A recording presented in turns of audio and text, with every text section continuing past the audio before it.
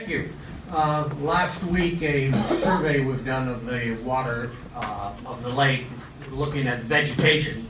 And the good news is that the Eurasian milfoil that was such a problem so far is not showing.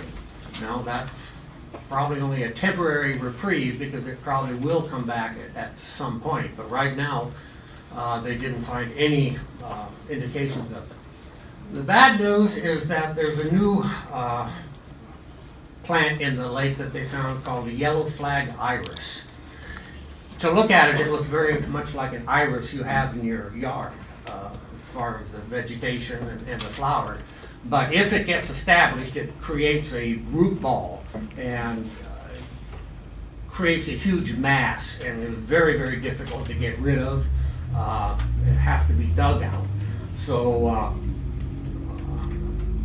if you're interested in knowing anything more about it, I Googled YouTube today, and just under yellow flag iris, and there's several little 3, 4, 5 minute blurbs that shows you what it is. But it's something that we have to be aware of, and I think Tracy already knows about it. And when the pieces are seen now, they're being taken out, and hopefully it won't be get established. Water testing continues on 2 locations on the lake, one at the swim area and one kind of midstream around the lake. We're testing for phosphorus, chlorophyll, and E. coli bacteria, and so far there has been no indications of any levels of any danger. Actually, over the last 4 or 5 years, we haven't even had algae blooms in the lake. I don't think anybody really knows why, but don't look a gift horse in the mouth. Don't ask too much. The new pump that was scheduled to go in this year is being delayed until next year, 2020. The DOE or DOT is actually pulling the old pump out and rebuilding it so that they make sure that it continues to operate until they can get the new pump in. So there'll be a couple of weeks where the pump will not be operating. The outlet structure is still in need of repair. That's going to cause us some potential real problem at some point. If you want to imagine this podium being the outlet structure, it's designed so that when the lake water comes up to a certain level, it goes over the top and runs out into the river. Well, at this current time, the water is coming in underneath the structure. And so even if the level of the lake is down, water is still draining out of the lake. It's being controlled by opening and shutting the outlet gate at the end of the airport manually. Dennis Rick and these guys have to go out and either shut it, open it. Lake gets too high, we open it. So at some point, that is trying to be addressed. I know Tracy is aware of it, and twice already divers have gone down over the last couple of years, and nobody has come up with any ideas about how to correct it. We are continuing to work on an integrated aquatic vegetation management plan. This is a plan to try to take in the entire plan for the entire lake. It's a very complicated venture because you're talking about public areas, private areas, housing, and areas that are unimproved. DOE is working with us, and Bill Dunlop is basically taking the bull by the horns and getting the majority of that done. But that's basically where we are. If there's any questions. Councilor. I have a question. Okay. Mr. Frederick. Make it easy. Well, I do not know the answer to it, but I see shoreline issues here. The lake, I don't know, to summarize, the city, the lake is under DOE jurisdiction, but doesn't think that the DOE really wants to go after every single lot. I'm just taking that off of here. Who ultimately has jurisdiction over Horseshoe Lake? The city of Woodland. Mr. Boyce, Mr. Goddard, can someone, Mr. Randolph. anybody, who has jurisdiction over it? So it's within the city jurisdiction. The Shoreline Management Act is under jurisdiction of the Department of Ecology, and the city is the designated administrator for the program. But ultimately, any decision we make goes to the Department of Ecology, and they have the opportunity to appeal it. Or enforcement is our responsibility. And I believe the property itself, the land itself, is owned by Natural Resources.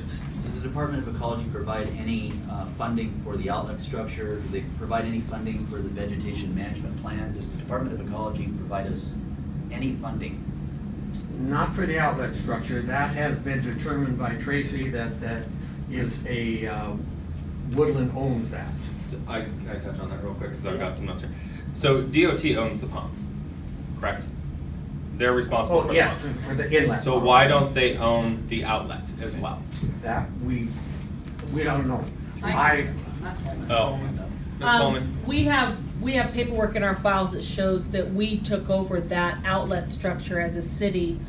We actually took that over from predecessors prior to us. So there is paperwork in the file that shows that we decided to take that over. But the outlet is still, the outlet is ours, the inlet is WashDOT's. So follow-up question, sorry. Where is the outlet structure? It's on the other side of, In the county. yes, in Clark County, correct. So why does the city own it then, if it's in the county? Because I want to make sure I understand your question. So Horseshoe Lake is in two different counties, Cowlitz and Clark County. And the portion where the outlet structure is in the county and not inside the city limits? Both of them are, well, the inlet pump is in the city limits and the outlet is in the county, that's correct. But I believe that they consider Horseshoe Lake as the entire body of water, and since those two work hand in hand, that for whatever reason WashDOT owned them originally, and WashDOT handed off the outlet structure to the city and we accepted it. Gotcha, thank you. Anything else? I don't, not at this point, but I may want to come back later after I hear citizen. Okay, thank you very much. You're not off the hook yet. Oh, I'm sorry. Is there any other questions for Mr. Goldwyn? No. The algae blooms. We're happy about that, is what I'm hearing. Yes. That no algae blooms. What does that do to the lake if they end up in the? It monkeys the murky, it makes the water very murky and usually green, blue-green, and that's what's happening right now, I guess, in Vancouver Lake and one other lake up there. And it usually happens when the waters get warm and we don't have enough circulation. But like I said, for some reason, we have not had that problem. There have been years in the past where we actually even closed the lake, or the county closed the lake to swimming because for fear of, the algae giving irritations and. Gotcha. Okay. Oh, Mr. Fredericks. The iris bloom is not a byproduct of the recent product that was put on to eliminate the milfoil the last go around, is it? No, I don't believe so. I think it's a complete different variety. Is that right, Mr. Dunlap? Yeah, That is correct, It's yeah. not related. Yeah, I didn't think so. It's how it gets introduced, any number of ways quite often. Waterfowl and birds bringing things in, seeds. Boat. I was gonna say, what about the boats? How does the boats coming in and out affect the quality of the lake? Are they depositing? It doesn't sound like they're depositing. This could have been a deposit from a It's conceivable. unlocal. Conceivable, resident. but not many. Unlocal There aren't boat. that many boats. Okay. Okay. The city council provided $5,000 in funding for the lake for 2019. How much money has been spent of that 5,000, and what is the plan for expenditures of that 5,000? Ms. Coleman? Yeah, I can talk to that. So basically that 5,000 goes for all the lake testing. That's about what it costs us during the year just for the lake testing itself. For the yellow flag iris that's out there, we have been working on pulling that out, digging it up. We have to dig it up, and we've been doing a pretty good job of keeping on that after Mr. Dunlap sent us a video to identify that. So I actually had the guys go out there, and we have cleaned up everything in the area that we've seen on our end as far as the city property. In regards to, so that's where the $5,000 goes. It goes literally to the testing and the time for the kits and the materials and the lab work. That's where that goes. The additional funds that have been needed at Horseshoe Lake is, as we know, the aquatic vegetation plan that is a $5,000 write-up. So if you have anybody write that up, it's about a $5,000 cost, which we haven't been able to afford in the past couple of years since the past year that I've been here. And then also the outlet structure itself. When I had somebody come in and give us a bid on that. One of the same engineers. Some of the state rules that they pass in Seattle, unfortunately, it's a statewide law, so we get stuck with those parameters of, we cookie cutter approach the laws. We don't cookie cutter the laws, we just say one size fits all. And so we get stuck with having to enforce rules, and you've got citizens saying, well, if people in the city wouldn't involve the state, then we wouldn't have these problems. And it just seems to me that it's just back and forth, personal, all the time. And I'd like your thoughts as, are you the chairman of this committee? Did you draw that short straw? Yes, long time ago. Thank you for doing that. And I appreciate all the members of the Horseshoe Lake Committee. I've served some time on it myself. There's a lot of work when I think it was, who was the previous commissioner that passed away? He used to be the mayor. Church. Walt Church. Thank you. I had a very unpleasant conversation with him years ago. And I asked what I thought. I'm new to Woodland, I don't know what's going on, so I ask him a question about the lake, and he yells at me, saying, it's all in this NOMS report. Read the report, you idiot. And, he just was very passionate about the lake, and I got this 500-page report to review. I was hoping for a summarized version, because I lose interest after about 2 pages in. But I guess where I'm after is there seems to be like a riff. And it seems to me that we get things done a lot better when we're rowing in the same direction. And right now I feel like we're not rowing in the same direction. Okay. Within the last couple of weeks, I have made an effort to direct our lake committee to deal with the issue of the lake and the things that we have always dealt with, and try not to get involved in individual or personal feelings about other items that might entail landowners or residents around the lake. But to focus on what we originally have tried to do is just worry about the condition and quality and life of the lake itself. How well do you think your message has been received? I think very well, because it was only a couple weeks ago that we had this discussion. Okay. And I think hopefully that will. I we will see. can't speak for the rest of the council, but I would say that the lake is a gem of our city. It is something that is shared by all in the city, that the community appreciates the work that goes into that lake, not only by staff, but by the members of the board. There's a lot of passionate people about the lake. When I first joined council, it was whether or not we wanted to ban speedboats in the lake. I can remember, Councilmember Humbyrd probably remembers, Ms. Rounds probably remembers the passionate discussions that occurred when we were going through that decision. So I appreciate everything that's done out there, and we want to be a partner. We want to be a partner in giving tools and resources, but my hope is that, I don't know, maybe I have rose-colored glasses. My hope is that we can all get along and do what's best for the lake, and which in turn would be for what's in the best interest of this community.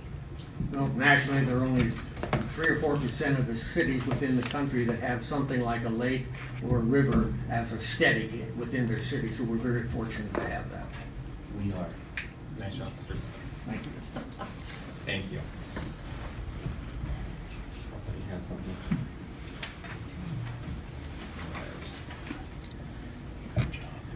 All right. citizen communication for items not on the agenda.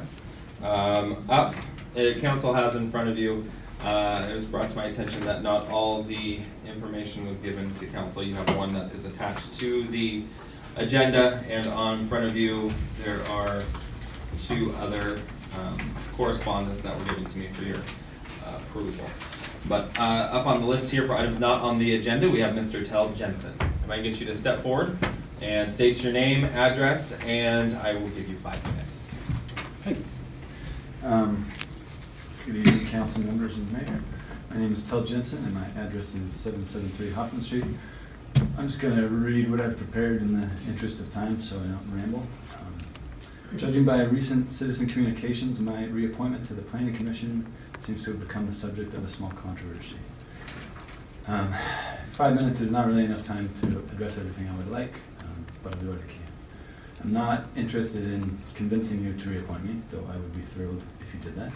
Rather, I want to make sure that you aren't making a decision based on misinformation or misrepresentation. I should start by admitting that yes, I do smell sometimes, and I apologize to anyone whose appetite I have ruined at a planning commission meeting. But let me quickly run through a few things that Ms. Johnson mentioned at the last meeting. First, the minutes. The way the planning commission minutes are recorded was agreed to by the commission and staff based on the recommendation of Ann McFarland, who is the facilitator of a parliamentary procedure workshop that several council members and planning commissioners attended. I'm happy to discuss that at greater length when time allows. Next, Ms. Johnson suggested that I believe high-density housing is synonymous with rural life. What I in fact said was that one way to preserve rural land, which was the subject of a lot of public testimony, is to increase density. That was a statement of geometric reality, not a statement of my preference. If, as our planning process requires us to consider, Woodland's population will grow, we must either expand outward or increase density. There are no other options. Finally, Ms. Johnson mentioned Commissioners Jones and Taylor. Though we often disagreed, I enjoyed serving on the commission with Ms. Jones and Ms. Taylor. Because of that, I hope that Ms. Johnson was mistaken about their reasons for deciding to leave the commission, so that their legacies can be of generous service to this city rather than petty manipulation of elected officials. Scott Perry also submitted comments this evening. The issue of my residence has been settled to the city attorney's satisfaction, and with respect to Mr. Perry, I believe he is the more qualified to make that determination. But yes, I did and do ride the last leg of my commute on my bicycle. I generally park at a friend's house to avoid the nightmare of driving and parking in downtown Portland, where I work and attend school. My home remains in Woodland, 2 doors down from where my mom grew up, a block and a half from where my dad grew up, across the street from where one of my great-grandparents died and 2 others lived. Finally, the 60-40 ratio. The Planning Commission adopted that housing split on the recommendation of the city's consultants after a lengthy public process with a lot of citizen input. It differs from surrounding communities because Woodland differs from surrounding communities. We are geographically constrained by 2 rivers, steep hills, and an interstate highway with intractable access problems. That ratio is unique in the region because those constraints are also unique. I want to give the benefit of the doubt and assume that both Ms. Johnson and Mr. Perry simply misunderstood my statements and our public process. But that said, my city email address is public. In my 6 years on the Planning Commission, I've never received a message from either of them asking for clarification or discussion, though I would have welcomed that. I know you're not voting on my reappointment tonight, but I just hope to set some things straight in advance if that does come up again. And I hope that you'll contact me if you have any questions or concerns. If you do decide not to reappoint me, I hope you do it with facts in mind and not misinformation. So thanks for your time. Thanks for serving on council. I imagine it's even more thankless than serving on the Planning Commission. Thank you, Mr. Jensen. Anyone else who failed to sign up at the beginning of the meeting for items not on the agenda, now's your opportunity to step forward. Seeing no one else, for items on the agenda, we have Mr. Kramer. If I can get you to step forward, state your name and address, you have 5 minutes. Hello, I'm John Kramer. My address is 140 South Pekin Road. I'm here with my wife Marilyn today. We're here today in regards to the City of Woodland code violation stop work order issued to us last December 20th, 2018. On November 3rd, 2018, we moved here from Vancouver, Washington to our new home. It's a 26-year-old home in the Lake Park subdivision developed in 1990 on the west side of Horseshoe Lake. We plan to retire here and enjoy the beautiful lake and a quiet, peaceful lifestyle. It was obvious upon purchasing a home that the backyard had been neglected and was overgrown with many plants, invasive species, such as blackberry, Scotch broom, horsetail, and accumulated yard debris. Further inspection upon cleaning up the yard revealed serious erosion of the shoreline and a failed cinder block retaining wall, along with rotting railroad ties, barbed wire, metal, and other hazardous debris on the shoreline. It is worth noting that both our neighbors' yards, north and south of us on the lake, have immaculate, well-maintained yards with existing bulkheads and walls to prevent erosion. Neighbors suggested we get the bulkhead repaired before the water rose, so we had the crumbling cinder block bulkhead and other debris removed from the waterfront and rebuilt it with a new stone block bulkhead retaining wall similar to the neighbors and connecting to both of them. The backyard was tiered with the upper and lower areas like our neighbors. In the upper yard, we added some sod to our small yard among the many mature trees, plants, bushes, and ground cover. In the lower yard, we brought in some gravel as a base to make a sitting area with pavers to overlook the lake and watch the grandchildren swimming and kayaking. More plants, trees, and ground cover vegetation are planned to surround the sitting area with no loss of ecological function in our small 77 feet of shoreline out of approximately 3 miles of diverse shoreline around the lake. Although we removed a lot of overgrown vegetation, there's abundance of plant life and vegetation left, with more to be planted when we are allowed to finish our yard. At no time was there any ecological loss of function or any harm done to the environment, lake, or ecology. With the rebuilt bulkhead, there is no erosion, and everything we did was an improvement to the neglected shoreline and habitat. Our yard abounds with birds, squirrels, and critters, with fish being caught right in front of our home. There seems to be some controversy whether we needed a permit at all, or should ever been cited for the substantial development and vegetation and removal based on information laid out in the Woodland Shoreline Master Plan, which allows maintenance, rebuilding of bulkheads, and protecting of your property, and normal maintenance. We maintain that we did normal maintenance and cleanup that any responsible homeowner would do on their private residential property in an established permitted neighborhood with the best intent of protecting and maintaining the ecology and the environment. We have cooperated from day one with the city and promptly submitted plans requested and paid the $595 pre-conference hearing over 6 months ago and still have no satisfactory resolution. We did have a meeting with Travis Goddard June 8th and were presented with some options and are waiting further developments in this complex matter. The Horseshoe Lake Board was asked by the Community Development Director to get involved and suggested possible solutions to this and other shoreline issues. Travis indicated he wanted to respond quickly to the Department of Ecology, so 5 Lake Board members had 2 special meetings and visited our site within the first 2 weeks. They sent letters to the director believing our project did no environmental damage and was compatible with yards in the area. Their efforts appeared to be ignored.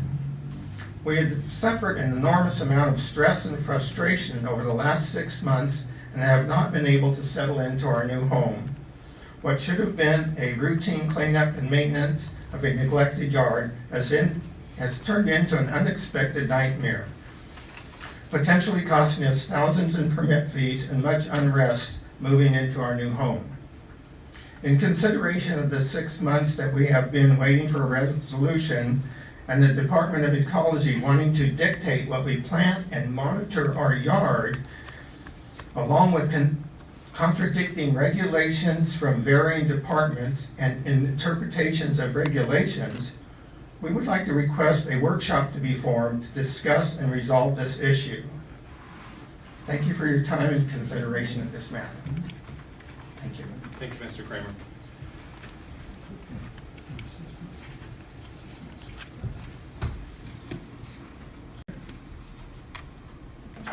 Scott Perry, 180 South Beacon Road, Woodland. And I'm here in support of the Kramers as a concerned citizen, neighbor, and property owner in the area of the Lake Park area, which is approximately 30 years old. I have often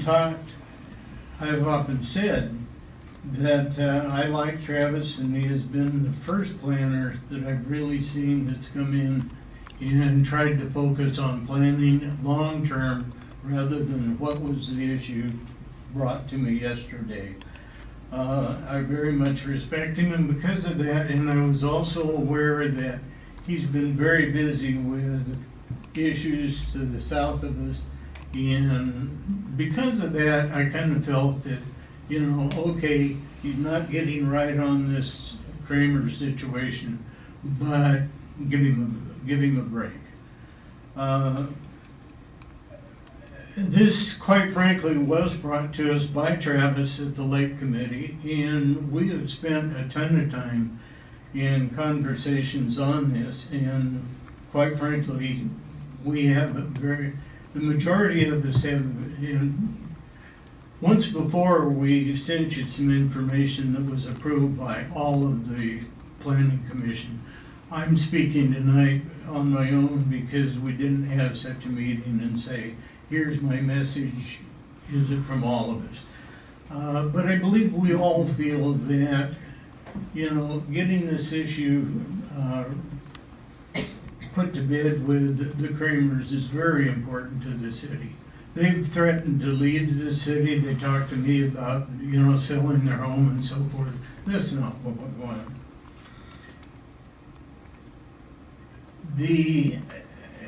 I'm glad you brought it up. When the Woodland Shoreline Plan was presented to the community and approved by the City Council in 2016, clearly it was designed to discuss future developments, and the City Council was specifically assured they would not lose local control. I remember Benjamin bringing this up multiple times to Amanda. Will we lose control? Oh, no, you won't lose control. Unfortunately, it looks like we possibly have. It was never intended to affect Lake Park, a resident development nearly 30 years old. Travis states he doesn't recognize the Woodland Municipal Plan, but considers it only a guideline. Now, he also indicated that if it were a legislative decision, then it would be code. And my recollection was that vote was a legislative vote of the City Council approving that. You might tell me if I'm wrong. If he did recognize the Woodland Plan, it specifically exempts certain properties, which I think was designed for exactly his situation. A property that's well established, so on and so forth. The Woodland Shoreline Plan has a definition of a critical area, which we're now being told we're in. During the discussion of the 2016 plan, which went to the Planning Commission multiple times, I believe the city council multiple times. And within the document, there is almost no reference to the critical areas. I have looked at a multiple number of maps, the Clark County map, the fishing map, the Fish and Wildlife map, I have other maps. None of them show any part of Horseshoe Lake. Well, the one shows that the wetlands across on the other side is a critical area, but on the west side, there's no critical area that's marked on any map. And critical areas was not addressed as an issue within the design of that program, which took more than 2 years and a lot of money. When did it become a problem? When the Kramers moved to town, because they did some work and we all know, well, maybe we don't all, but a neighbor that, I know he doesn't have a signed complaint because she's not capable. But anyway, turned him in, and from then on, now we have a major issue with the, I can't be out of time already. You are. I'm giving you more time. Anyway, he finds that those exceptions are mute, and again, it goes back to because they're only outlines.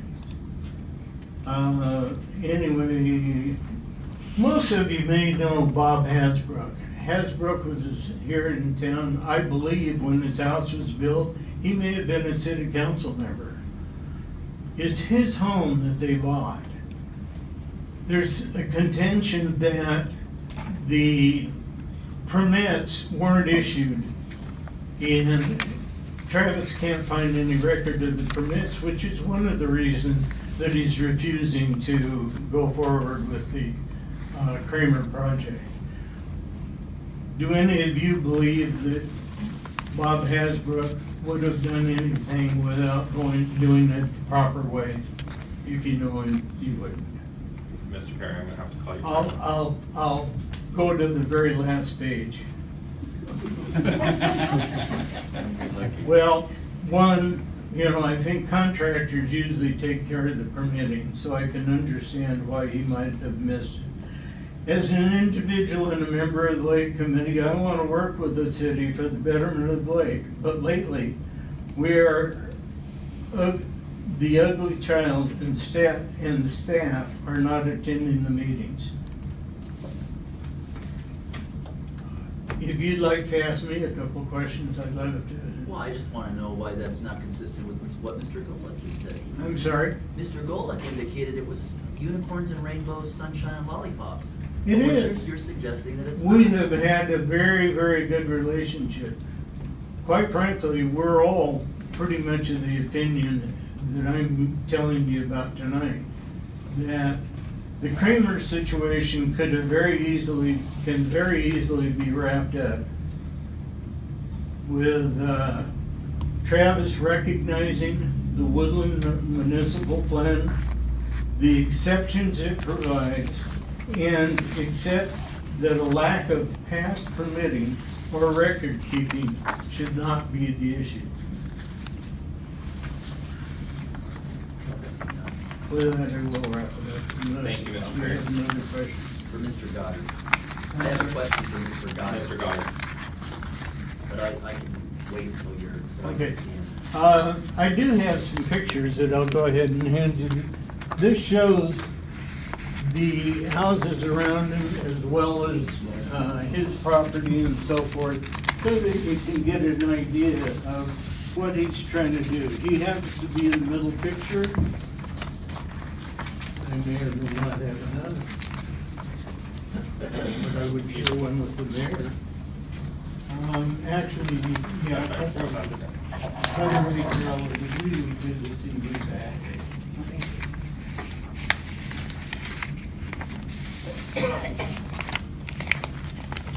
Don't forget your book. No, thank you. I know. All right. Mr. Fredericks. Mr. Goddard.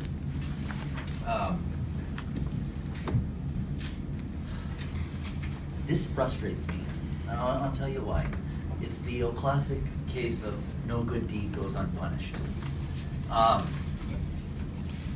If somebody thinks that they're doing the right thing, and bada bing, bada boom, you are not doing the right thing, cease and desist, and stop.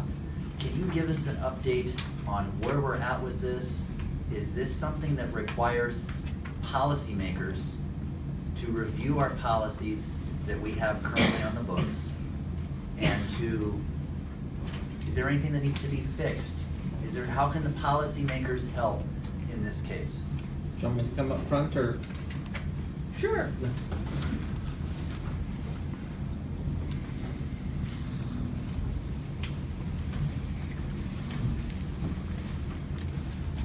So in this case, this isn't a policy issue, this is something out of the Shoreline Master Program, which was adopted in 2015. I want to stop you for a second. Yep. Let's talk about that master program, the master Okay. shoreline program. Okay. It's a shell. We get it. We took it, I think, if memory serves me correct, we stole it from Vancouver. I think it And was then- in coordination with Cowlitz County. Okay, well, let's go with that. Yeah. We take that, we have several meetings, public testimony, whole 9 yards, and I remember it as if it were yesterday from a standpoint of I didn't want to approve it because I didn't like it. I didn't think it was kind of a one-size-fits-all approach to shoreline management in my mind. We passed it, and then it was required to be sent to who for their final approval. So it's as though we're in the middle. We kind of have to. What happens if we don't? Well, then you're liable, and so we had to do it. So my guess And then is. it goes to who? Someone had to sign off on it after we approved it. So my guess is it went to both the Department of Ecology and the Department of Commerce. Why? Department of Ecology is actually the state body that administers the Shoreline Management, or the Shoreline Management Act. The Department of Commerce is the agency that essentially coordinates update to codes, land use codes, and development-related codes. So it really kind of has a foot in both the shoreline and the land use. So my guess is it went to both of those for a public process. But ultimately, I think Department of Ecology is the one that would have reviewed it. And if they wanted to appeal it, it would have gone to the Shoreline Management Hearings Board. So there is relief. Yes. Is there relief without having to hire an attorney to plead your case? I mean, it seems to me that we make these rules, and then rules go to governing bodies that have paid for attorneys on behalf of the taxpayers. They come with their attorneys or their folks representing them. Who do the Kramers have? So the way the shoreline program is administered is some responsibility is given to staff to review shoreline exemptions, and substantial development permits and conditional use permits and variances go to the city's hearings examiner. So in other words, staff's responsibility for a shoreline exemption is we review whether or not a proposed project qualifies for an exemption and that it's consistent with the shoreline code. So say, for example, someone's building a house, does it meet the height limit and does it meet the setback? If the answer is yes, I am authorized to issue a shoreline exemption letter and to give them a building permit to build that house. So can I stop you for a second? Sure. Here's where you'll lose me a little bit, and maybe Yeah. I'm lost by the testimony that was provided this evening. But if I live on the lake and I want to do something with my property, and I pay the fees, and I move forward with what I'm allowed to do, is that what happened in this case? Is that I paid the fees, here's what I'm gonna do, and then we get a neighbor who says, this isn't right, time out, and we run and pull the permits. I've seen that, or we'll say, stop work order. I saw it happen at 208 Buckeye. I've seen it happen time and time again, where the property owner feels like they're doing the right thing with their property, and somebody complains, and it's a cease and desist. So a stop work order is typically issued if there is a known violation of the code. So if somebody is performing work, say without a building permit, and they're making structural alterations to a building, the building official will go out and issue a stop work order so that they cease that work until it can be reviewed and permitted. But just because the work can be done to structural standards and an engineer would approve it, doesn't mean that you should be able to keep building without having to get a permit, because ultimately the product will be safe. That's not necessarily how permits work. The reason for having a permit process is so that the work that is being done can be reviewed to ensure that it actually meets with whether it's building codes, safety codes, fire codes, shoreline codes, zoning codes. That's the purpose of having the process, so that the applicant and the city both have a reasonable expectation that liabilities are being addressed and safety concerns are being addressed. So in this case, So we gave the approval to move forward, but we're not gonna tell you until you violated something that we believe has been violated. no, unfortunately in this case, the Kramers, without realizing necessarily that they were doing work without permits or without approvals, unfortunately, were doing work, which is when the code enforcement or the stop work order was issued, because it was identified as being done without a permit, without approval. Even though, could they have come to the realization that they've already been given a permit, that they might have thought in their mind that they could move forward with what they wanted to move forward with? Is there any doubt that a reasonable person could come to the conclusion that I am doing what I believe I have permission to do, given the fact that I've received a permit to, unless I've received a permit to build a fence and then I'm tearing down something else or putting in a wall or taking out vegetation, or, I mean. I'm not sure I follow you, because the problem that they ran into is the code enforcement case is that they're doing work without a permit. So Okay. they wouldn't be under the impression that they had a permit. Got it. And being cited for not Okay. having a permit. I have two questions, or one question and I want a last minute clarification. Critical areas are not defined in the shoreline master program, is that correct? Critical areas are defined in two places in our code. If you are outside of the shoreline jurisdiction, it is Title 15. Okay. If you are in the shoreline, it is actually covered by both Title 15 and Appendix B of the shoreline program.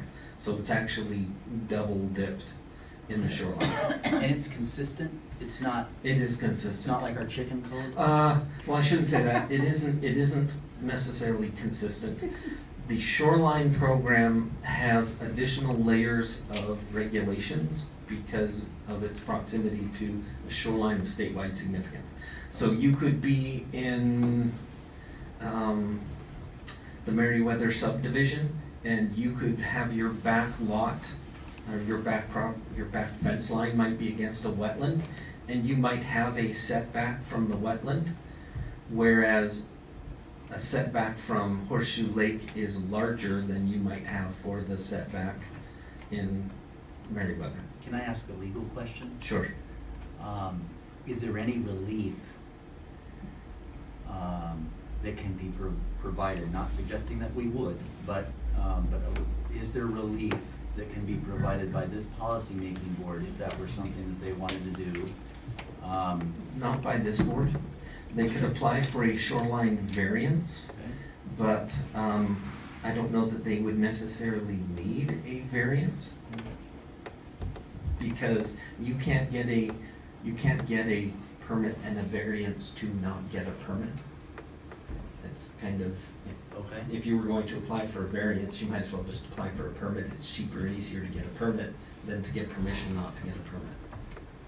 And there's nothing in the code that needs to be addressed or cleaned up regarding this issue. So in the future, the next Kramer family Is there anything that can be fixed in the code from a city standpoint to clarify things that may need to be clarified? Is there anything that we could look at there? And if there is, that should be something that I hope is referred to the planning commission for review and recommendation to this council. I believe the fundamental disagreement here is the city's position is they need a permit, and everyone else's position is they don't need a permit. Okay? I'm not sure that other than us not having a shoreline program, Okay? and therefore, but I'm not sure we could legally just not have a shoreline permit, or a shoreline program. Sure. Fair enough. I appreciate the question and answer. Okay. Follow up for Mr. Goddard. Thank you, Mr. Goddard. Mr. Dunlap. Please state your name and address, and you have 5 minutes. No. Figured you could.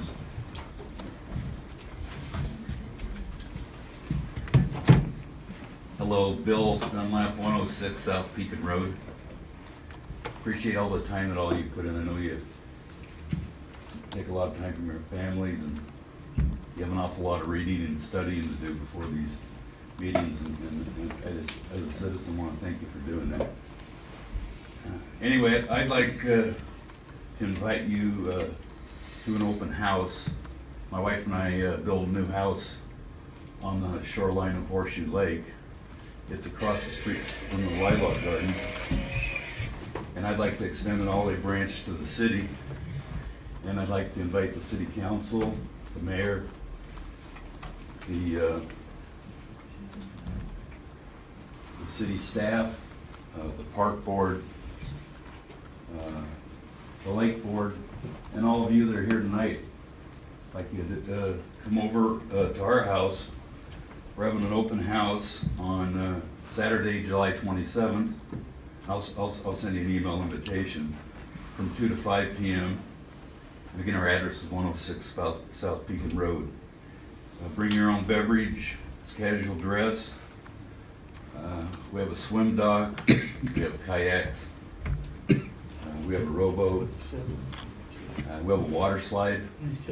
Want to bring your kids, that's okay. But if you can make it, we'd sure like to have you come over to our house and spend some time. It's been mentioned, well, first of all, I'm here as a resident, not as a lake board member. I just want to make that clear. But I just want to tell you that I have been working on, with the rest of our lake board on what's called the Integrated Aquatic Vegetative Management Plan. Before we got into actually writing that plan, I wanted to better understand the lake and the ecological system that's involved.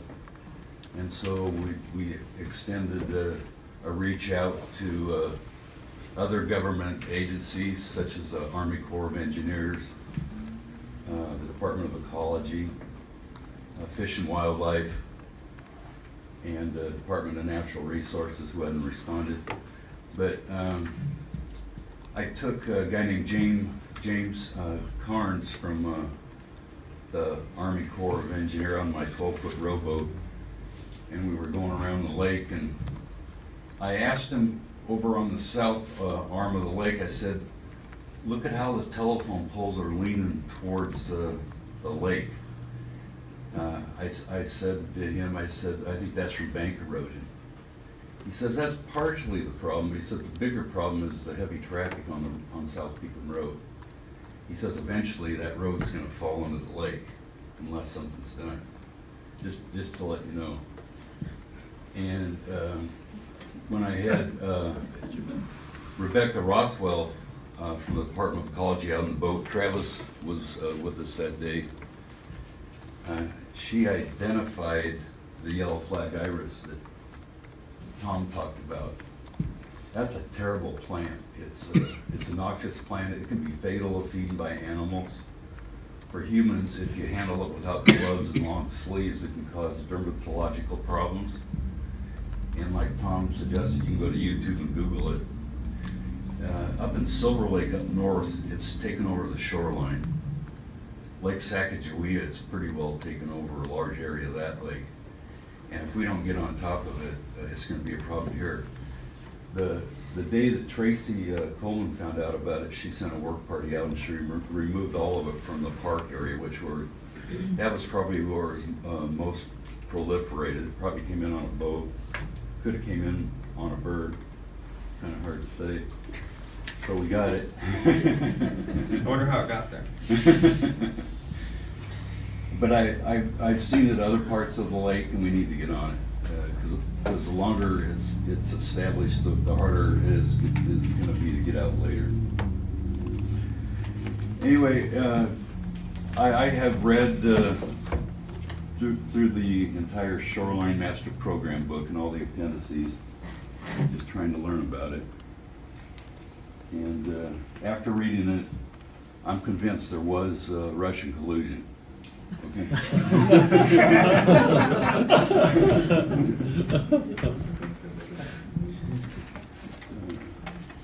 I did get another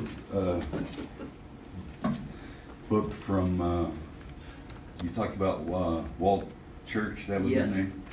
He gave me this years ago, and I just happened to pull it out. And he spent 2 years writing this. He was with the Cowlitz County Conservation Corps. He spent 2 years writing this, and it's about Horseshoe Lake. And in his summary, I forgot my glasses. I'll try and do the best I can here. I'm just going to read a paragraph because I think it's pretty interesting. Horseshoe Lake is undergoing a natural process of aging. The accumulation of sediment and organic organisms in the lake will eventually cause the lake to fall in, and a swamp will fill, and a swamp will have been created. As the process continues, the swamp will turn into a bog, then into a meadow, and finally into a forest. So,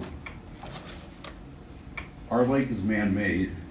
It's different than a lot of lakes in that it's not stagnant, it has a continual water flow. That makes it unique. Another unique thing about it is light. It's the bottom of the lake everywhere. It's not deep enough. I think the deepest spot's about 25 feet deep. To complicate things, the north end of the lake around 1960 was drained, and they removed about 260,000 cubic yards of lake bottom, and they use that for the, what do you call that, Tom, the ingress and egress for the I-5, for the ramps out here. So that's why outside the park the lake's a lot deeper. Also, the peninsula in the middle of the lake, I didn't know this till I talked to George Fornes from Fish and Wildlife, but that's actually a nesting area for a rare species of ducks. And because of that, I don't know that land will ever be developed unless whoever does it came in and was able to get mitigation in another area. And so, you talk about tension between the lake board and the residents along the lake and the city. I think there's an inherent tension. I think the Kramers are a good example of that. They're new to town, they just happen to be lakeshore owners, and for whatever reason, I look around the city, I see a lot of other violations that go unanswered. A lot. And I also, I'm retired now, but I love the way Tracy Coleman does her business. She gets it done. But she gets it done without permits. The city doesn't go through the same process. They require the citizens to go through. And that makes some of us angry when we're slapped on the back. As far as this recent shoreline activity, violations and alleged violations. I don't have any skin in this game. I developed the Lilac Lane property, and to the best of my knowledge, we've jumped through all the hoops and have all the permits. One thing that makes me angry, and we have some of the homeowners here tonight, is we got a letter from the Department of Ecology because one of the residents read the annual report that's required by us to the Department of Ecology to maintain the property, where it said that the bushes should be trimmed and pruned. They did that, and we got a letter back from the Department of Ecology saying that we're not to trim or prune the bushes, that this is a mitigation area and not an extension of a residential backyard. So effectively, the state's taken our backyards from us. They're calling it a mitigation area now, and we can't trim our bushes. That's why there's tension. Bill?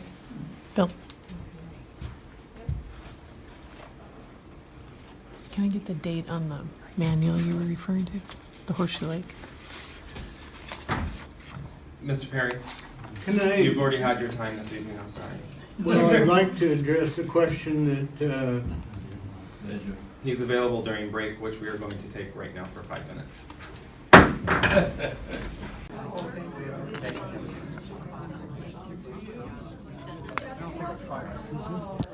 Are you ready, Mrs. Ritter? Yeah. All right, we're back in session. What's that? Oh, that. 8:09. Mr. Fredericks, you had some follow-up questions from Mr. Goddard. Mr. Goddard, I have 2 questions. So, Shoreline Master Program indicates a whack in here. It says development's exempt from substantial development permit requirement. And then it goes on to explain that basically if any development which is a total cost of or fair market value, whichever is higher, does not exceed $5,000, basically this subsection apply. And therefore, hey, I'm just cutting some shrubs, it's less than $5,000. It would seem to me that that's an out. What are your thoughts on that? So there's a couple things in there. Part of it is you have to understand how the shoreline program, the lowest level of permitting requirement is an exemption, which basically means if you're consistent with the code, you don't need a permit. Then there's a substantial development permit, which basically, starting at the 5,000, and it's since been COLA adjusted, cost of living increases, and it's now around $7,047, I think, for 2019. If you're under that value, it is not considered substantial enough to warrant a permit. Then there are other uses like conditional use permits or variances that are, doesn't matter how much it is, it has a use or an impact that warrants a conditional use permit or a full permit. So the exemption says if you meet the code and you are modifying a permitted use, then yes, it would be exempt from having to get another permit because it's just normal maintenance or minor repair or meets certain exemption standards. But it's all premised on the idea that you have an underlying legal structure or permit or use. So for example, you can't install a legal wall and call it exempt, but if you install a wall under a permit and 40 years later you have to repair that wall, that's exempt. You don't need another permit to fix a permitted structure. But the debate is, are they legal structures to begin with? So if you don't get caught for 5 years, can you go in and replace it because it's now legal because it's been there 5 years? I don't know, haven't done the research. I have been unable to find permits for a lot of structures that might require permits. I haven't done the full research, but Department of Ecology also said, yes, they have no records for it. That doesn't mean that the city didn't review it and give them permits. It just means that I've been unable to find the permitting for them. So So if I'm the Kramers, Yep. in this instance, Yep. I'm going to then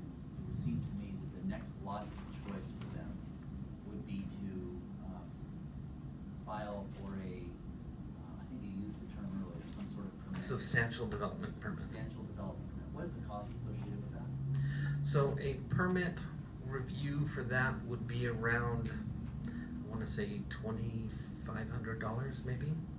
But that's not all of it, because there could be design costs, plus there's other potential permits that might get triggered. So all in all, you might end up spending $5,000 just to get your permits to do a $5,000 permit, or project.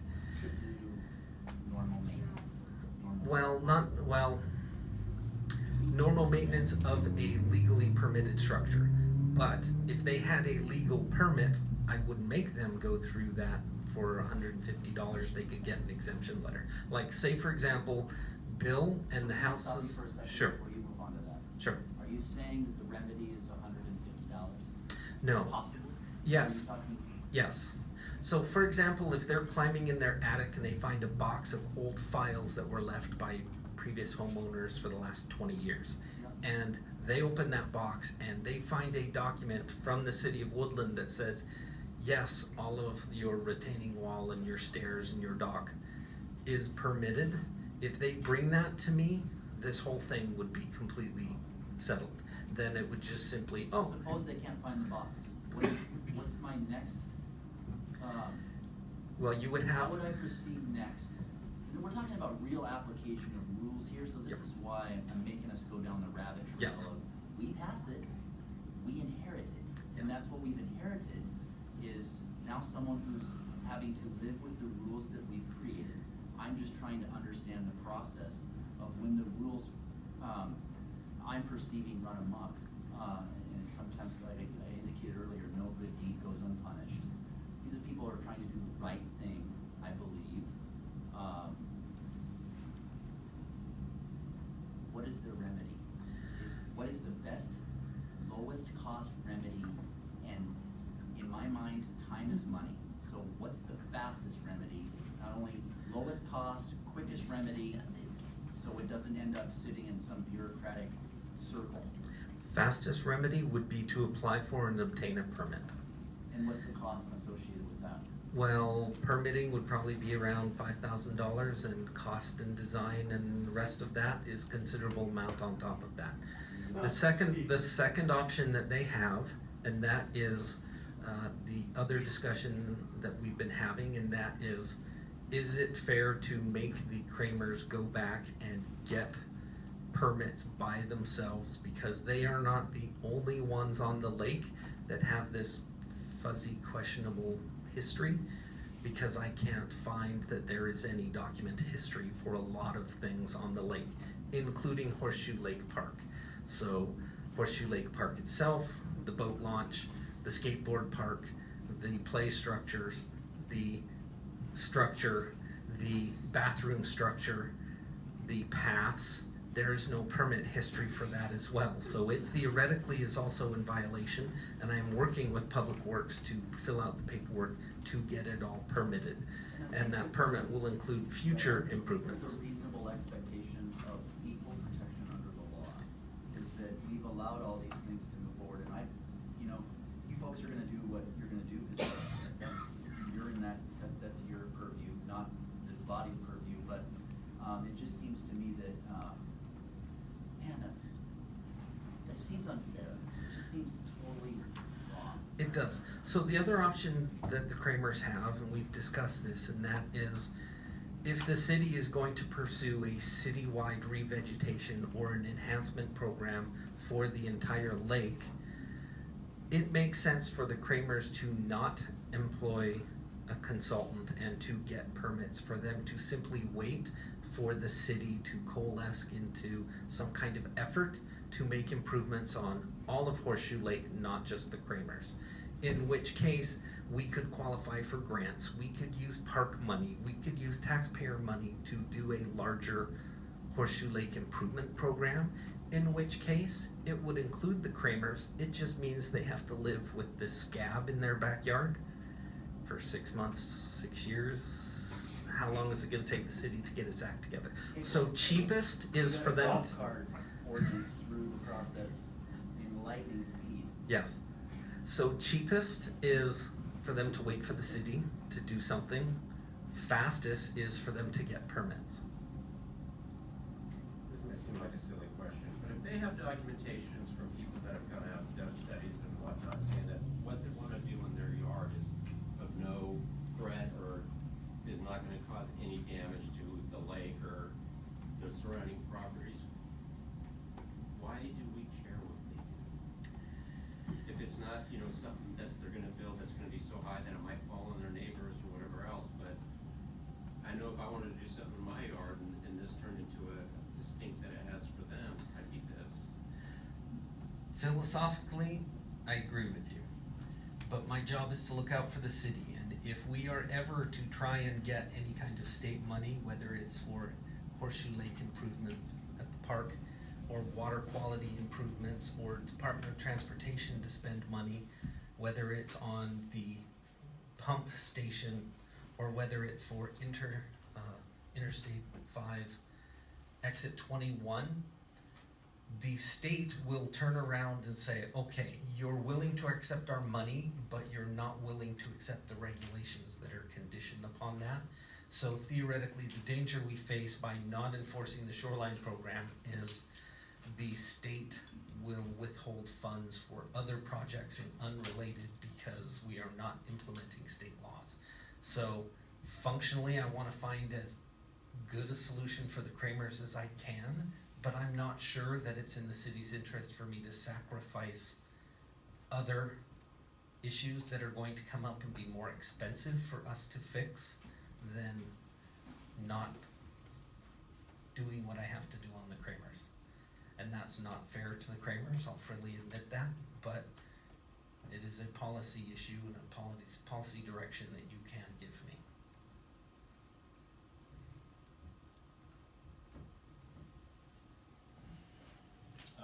Mr. Chairman. Mr. Carter, you had, seemed like a pretty reasonable, cheap, easy for the Kramers, because it might take a while, 6 months to 6 years, depending. And a good, and I can't speak for everybody on the council here, but we definitely shotgunned the golf cart thing through. I mean, if we're all on board with this thing, reasonably, what do you think if everybody gets all holding hands together and shove forward? How long do you think it take for us to get what you're talking about, the whole scenario? Well, so to modify the shoreline program is significant. You know, actually, to be honest, my recommendation would be for the city to consider a application fee holiday, and not necessarily for the Kramers, but again, thinking big, if the council were to say, look, anybody on the lake, if you want to get a permit for anything that you've done or plan on doing, the city will waive your fees if you apply within the next 6 months or the next 6 years. That's entirely up to you. So that might be another approach that would save them, because I've told them flat out, I don't want them, if they're gonna spend $5,000, I'd rather have them spend it on plants and patio furniture than permits. Is that something that we could workshop soon? And I hate to, here's one of the things, we set your work plan, and then one of the things that I feel like we do sometimes, which is not good, is we say, look at this shiny object over here. Travis, now I want you to focus on this shiny object because it comes through the door. And we have a history of doing that. But is it something that we can get on the work plan for consideration sometime this year? So I am completely out over my skis here, and because I have not had this discussion with the finance committee, the mayor of the city, or the city administrator. So for me to suggest waiving fees is not something that's normally within my responsibility. Yeah, I drew the short straw, and I happen to be the chairman of the finance committee, and we meet next Monday. So come on down. Love to have you. Okay. Yes, but So there's will these fee multiple holidays solutions. also include impact fees? Don't know. That's what the workshop's for. You're opening up a can of worms? We possibly, well, I think that's important that we take it to the committee and understand what it is we want to open, what it is we want to open, and what we don't want to open. I think you bring a very good case there.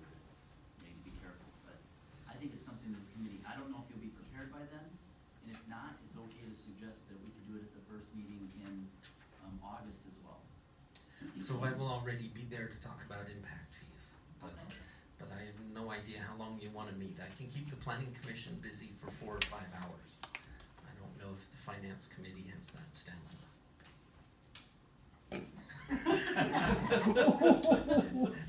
Well,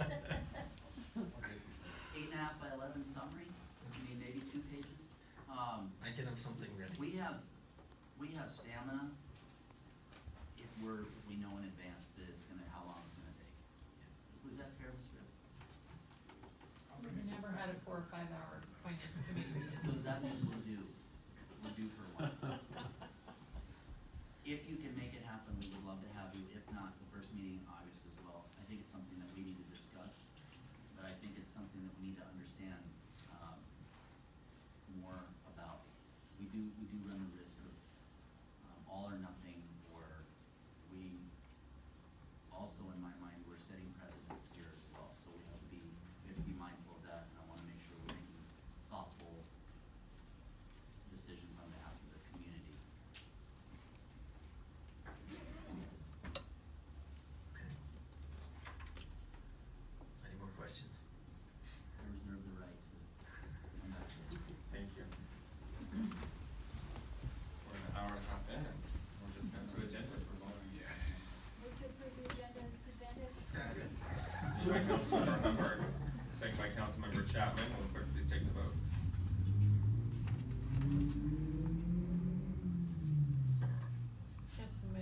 Hold on. Councilmember Benjamin? Aye. Councilmember Chapman? Aye. Councilmember Fredericks? Aye. Councilmember Plaza? Aye. Councilmember Rounds? Aye. Councilmember Humbert? Aye. Councilmember Graham? Aye. Agenda's been approved. Reports of City Council. Welcome back, Mrs. Rounds. Thank you. I have one thing. Mr. Fredericks. VFW has a place where you can put your flags. Yes. Very cool. I've used it 2 or 3 times. I used it this last week. That might be something for a post out there. Well, That'd it be was cool. posted out there, maybe we need to repost it, but one of the scouts that we support did that for his Eagle Scout project. Yeah, it's very cool. Mr. Chapman. I wanted to do a shout out to Commander Team Colton and your group of people down there did a great job out there. You take my picture. It was a wonderful, city looks spot on, and I'm very commended. Thank you very much for that efforts you guys put out. Anyone else? All right, reports of standing committees, Public Works. We met today at 5:30. Our next meeting will be August 5th, 2019 at 5:30. On the water, Clark County PUD Water Service, working with DOE on water rights and MOU for PUD. Sewer, the lift station, as built drawings in process, final LNI inspection done today. Grease trap program, purchased a grease separator for sewer plant to allow city of Vancouver to drain back truck out before hauled away. It is a dumpster and bagger system.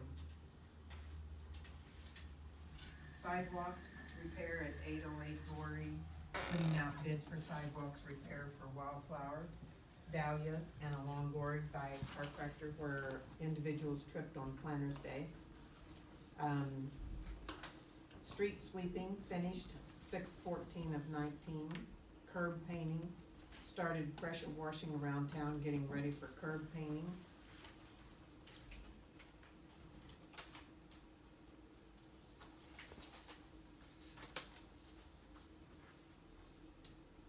On facilities, public workshop, cleaned up around public workshops, weeded and sprayed. On parks, Horseshoe Lake pump replacement, WasDOT has proposed a plan to install a new pump next year. We'll rebuild this pump and ask us timing for rebuild. Tentatively October, down for a week for soft start. Pump went out and so it was down for a week. Garbage, this is under other, garbage, hauled off sweeping to dump, 3 days for one guy. So it's not just that they sweep the streets, it takes a guy 3 days to haul off all the debris that they sweep up from the roads. Port of Woodlands, we've submitted a grant for new light pole flags downtown for military. They're banners showing the military appreciation. COG, paperwork to adopt for fund out obligation, exit 21. Contract signed, and they are on schedule July the 25th, AM with Ketterson and Associates, I believe is who it is. And that's it for me. Questions for Mrs. Rams? All right, public safety. I was not at our last meeting. There wasn't a meeting. There wasn't a meeting, okay, and our next meeting is July 15th, 4:30 at the police station. Yes, you did miss one. Human resources. We met on 17th of June. We're updated on the collective bargaining agreement for the Teamsters Clerical Union. They were to have a meeting on June 20th. I think maybe talked about it a little bit later. Also updated on the Police Officers Association about their collective bargaining agreement, which is back in mediation instead of arbitration, and an unfair labor practices that's also in mediation. And also we discussed and reviewed the residence ordinance for public works employees. Our next meeting will be July 15th at 5:30 in the council chambers, conference room. Questions for Mr. Benjamin? All right, thank you, Mr. Benjamin.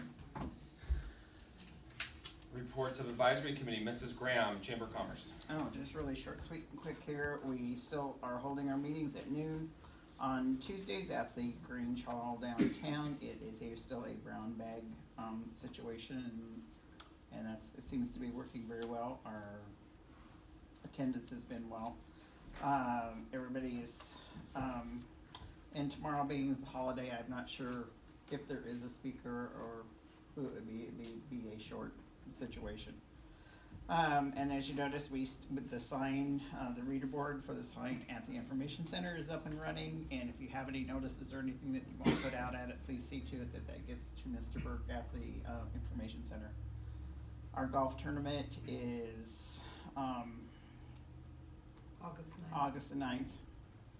And if you have a team want to participate, sponsorship, bag stuffers, whatever, please send notice to Mr. Burke at the information center. And we are working on now for our banquet, which will be held January 18th, 2020 at the Heathman Lodge. And please be thinking of people that you would like to nominate for Business of the Year, Citizen of the Year, and Employee of the Year. Hopefully we will have new applications up and running on the chamber website. That's all for right now. Questions for Mrs. Graham? Thank you, Mrs. Graham. Ms. Humbyrd, Wahkiakum Council of Governments. We did not have a meeting in June due to a lack of quorum because of all the state and county meetings that were happening that day. Our next meeting is July 25th. Thank you. And I want you to just roll right into And downtown Woodland Revitalization, we did not have a meeting this month either. Okay. Right. I don't think they're having it They're not. right now. They're not. Okay. Are we gonna do one? We should have one in another month. Yeah, I thought they said June, but it should be in July. July. We'll probably need to contact them and schedule it. Because I think that's when we talked about having it was June, but. Yeah. Okay. Should have talked to David tomorrow when he was here. Okay. Mr. Boyce, do you want to report on your conference with AWC? Sure. So I attended the AWC conference in Spokane.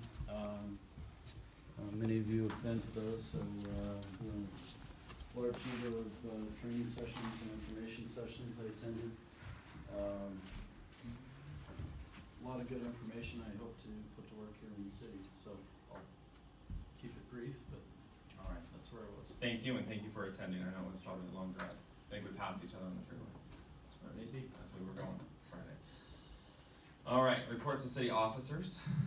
Planters Day report, I think we reported on it last time. Wonderful job by the Planter Days Committee. Thank you for all your hard work.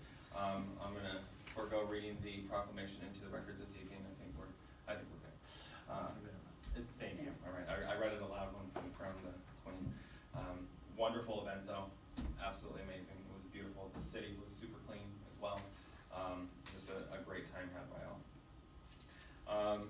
It's unfortunate that everyone has left this evening. They got to say what they wanted to say, and I had some things to respond to as well. So I guess that's my opportunity now, and unfortunately I can't say it to their face. So as far as we talk about the Lake Committee and all the things that have gone on, some council members have brought up some wonderful ideas. And I think Mr. Frederick said rainbows and unicorns. And that's wonderful, and I wish that we could all get along, but for whatever reason, I'm having deja vu from 2016. Because here we go again, same complaints, same folks being told that they can't have what it is that they want, when they want it, and how they want it. I've done everything in my power to meet with the Lake Committee. I met with the Lake Board Chair. We had a very positive conversation. I've also met with the Department of Ecology as well, which was a very positive conversation. Ms. Melissa was there during that. I was very excited about how the city was progressing and how we were going to help the residents of this community. And because of that meeting, I got my hand slapped and told that I don't care about the residents of this community, and that I don't have a care in the world for our community or the people that live in it. So therefore, I needed to stand down, and that's what I've done. And the conversation that was had tonight is due to the direction that I was given, is that we are standing down. The residents have this apparently, and they don't need our help. So I understand that you want a workshop, and you want to talk about all the wonderful things that are going on in the lake, and have a, what's the word, Mr. Goddard, that DOE throws out there? Amnesty. Amnesty for all the folks that are... That's my word. That's your word, sorry. I stole it from you. And they're on board with that. They're on board with that program. They're on board with doing a lake-wide vegetation plan.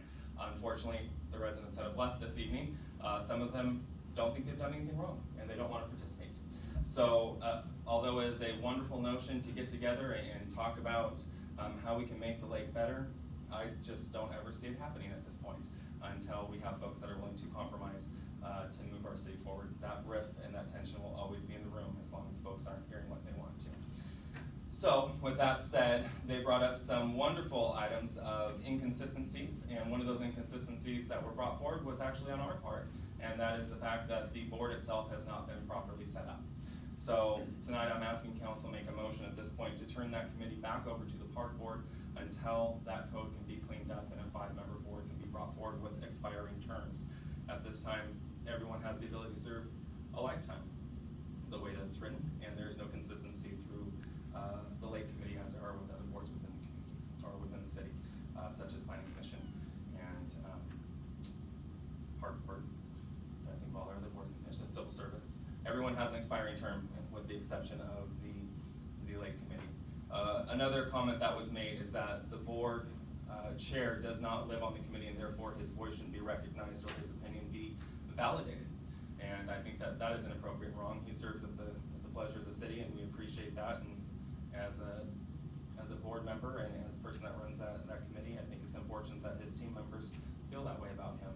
So I ask that council make a motion to send the Lake Board back to the Park Board until that code can be revised and a more consistent code be adopted and used for that committee itself. I also ask that you be very active in that. I think that we need 2 folks from the community and 3 folks that live on the lake actually on that board. That's the, oh, sorry, my phone's going on. That lake does not belong to those that live on it. It belongs to this community and to them. And I think that those that live in the community should have a voice as well.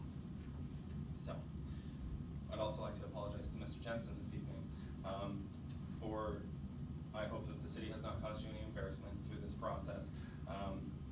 They've done it to 2 other members of the planning commission, and I fear that they have done it to a 3rd.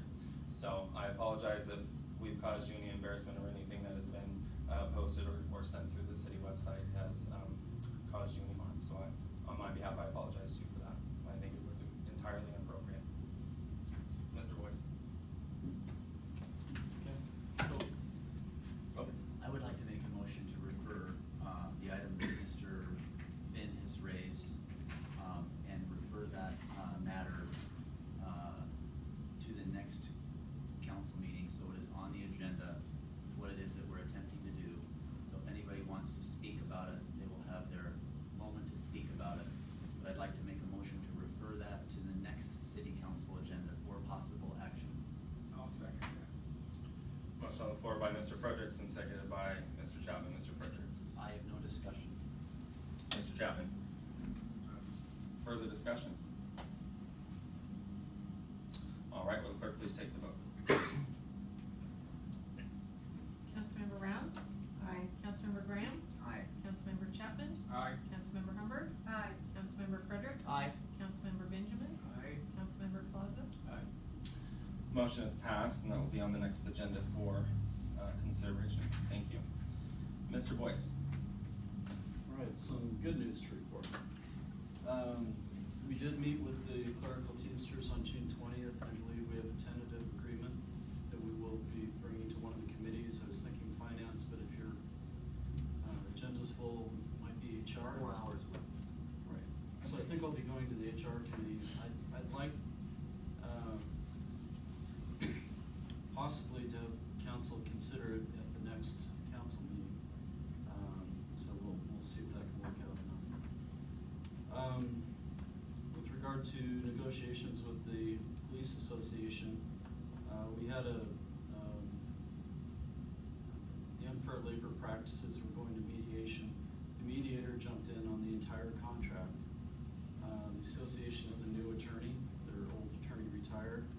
And we actually got proposals going back and forth. We had a very productive day. I was optimistic that we might come to a deal that day, but we didn't. We're exchanging proposals via email right now and trying to come up with another date we can all get together. So I'm cautiously optimistic. Then all I have is the upcoming community events. They're all hot summer nights. I won't go through all of them. But on July 5th, it's the military theme, military appreciation, and encourage everyone to attend. Questions for Mr. Boyce? All right, thank you. Mr. Randolph? No, sir, nothing to report. Questions for Mr. Randolph? Mr. Fredericks? You're off tonight. Not yet. Not yet, all right.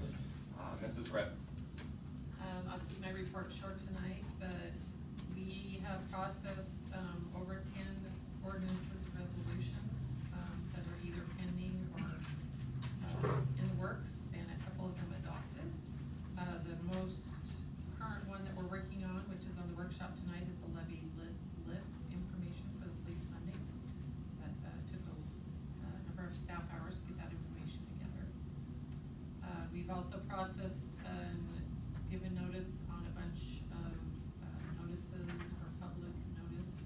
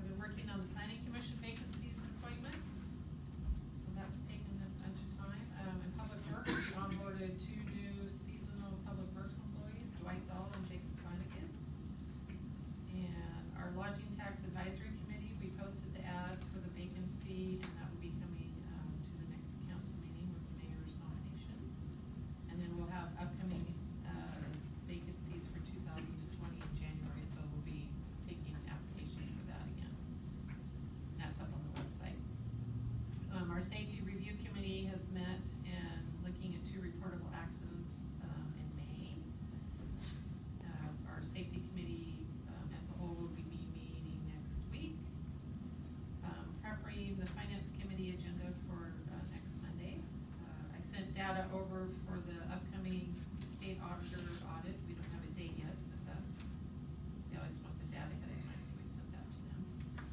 We're continuing to work on public records requests. We still have the large one related to the comp plan.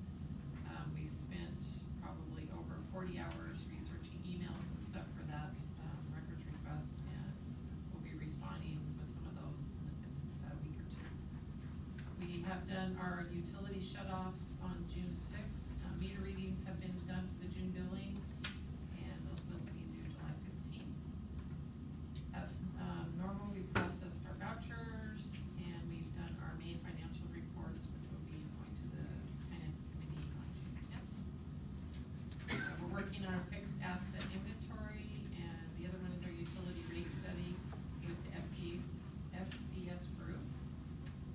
Another item coming up is gonna be the OpenGov financial budgeting suite, and we're in the process of doing our integration on our vision with our OpenGov software, so that's exciting for us. We're looking at code reviews. I know Travis and his department are putting together a list. So we're going through, starting from the beginning of the book to the end of the book to see what is coming from the treasurer's office perspective that we think should be looked at. And then, as everybody else, we spent a lot of time on Planners Day and some of the special event applications that went along with that, and also the hot summer nights that have now kicked off. And, oh, last but not least, we've coordinated carpet cleaning at the community center. Which is always needed. Yes, always necessary. All right, questions for Mrs. Ritt? Ms. Rip, is it possible to get these items added as attachments to the website, so if a citizen who will be agenda this afternoon and they're Sure. not on there? Yeah. It would be good to just have them as a link in case people are interested. I have my feeling is on these department head reports is that they're coming in, there's not a due date. Staff doesn't have a due date to get these to council, and they all come in sporadically. And it would be nice to have a due date and have them all on one agenda so we can review them all at one time instead of sporadically through the month when folks are finally. It just seems like, that's my perception, I could be wrong, but it seems like they come in Well, they're- sporadically. They're at the first meeting of They're every doing the month. first meeting every month. By direction of the mayor. Oh, you don't have to do it. No, I am. Hey, thank you. No, I'm just saying, we coordinated, we brought them all But we- together to one but we can put it- location. yeah, we Well, I can put it thought on they the were on the website. last agenda too. Huh? I thought department reports were on the last agenda as well. Okay, Just the first meeting of the month. Committee, Finance Committee reports at the second meeting, and department reports at the first. I'll go back to sleep now, thank you. Welcome to City Council. I think today's the first day of the month, which means this would be the first meeting. Today would be the first day. Oh, department reports are here. So, First meeting. First meeting. But I agree with you with putting the link on there. We can yes. just get the link on the. Sure. Be great. Thank you. Make that happen. That means somebody has to give me their reports. Oh, on time? Oh, okay. We'll discuss it. You're crossing the boundaries of administration versus Sorry. legislative. Yeah. In writing. I'll get back. Well, we'll work on that, get back. Not just verbal.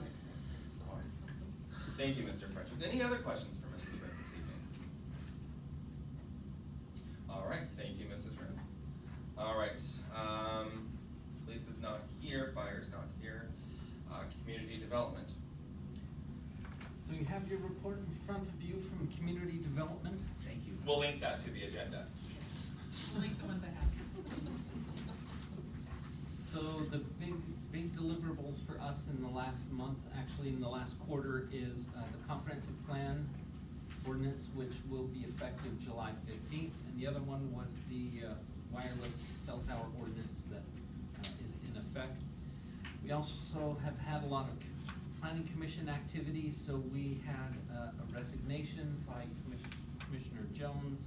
We've also had 3 new appointments, Tiffany Witten, Kim Blaufus, and tonight looks like Brian Ripp is on the agenda later on. Then also Brian Matson, who's new, he's had 4 meetings under his belt since February. So he is the other currently seated member.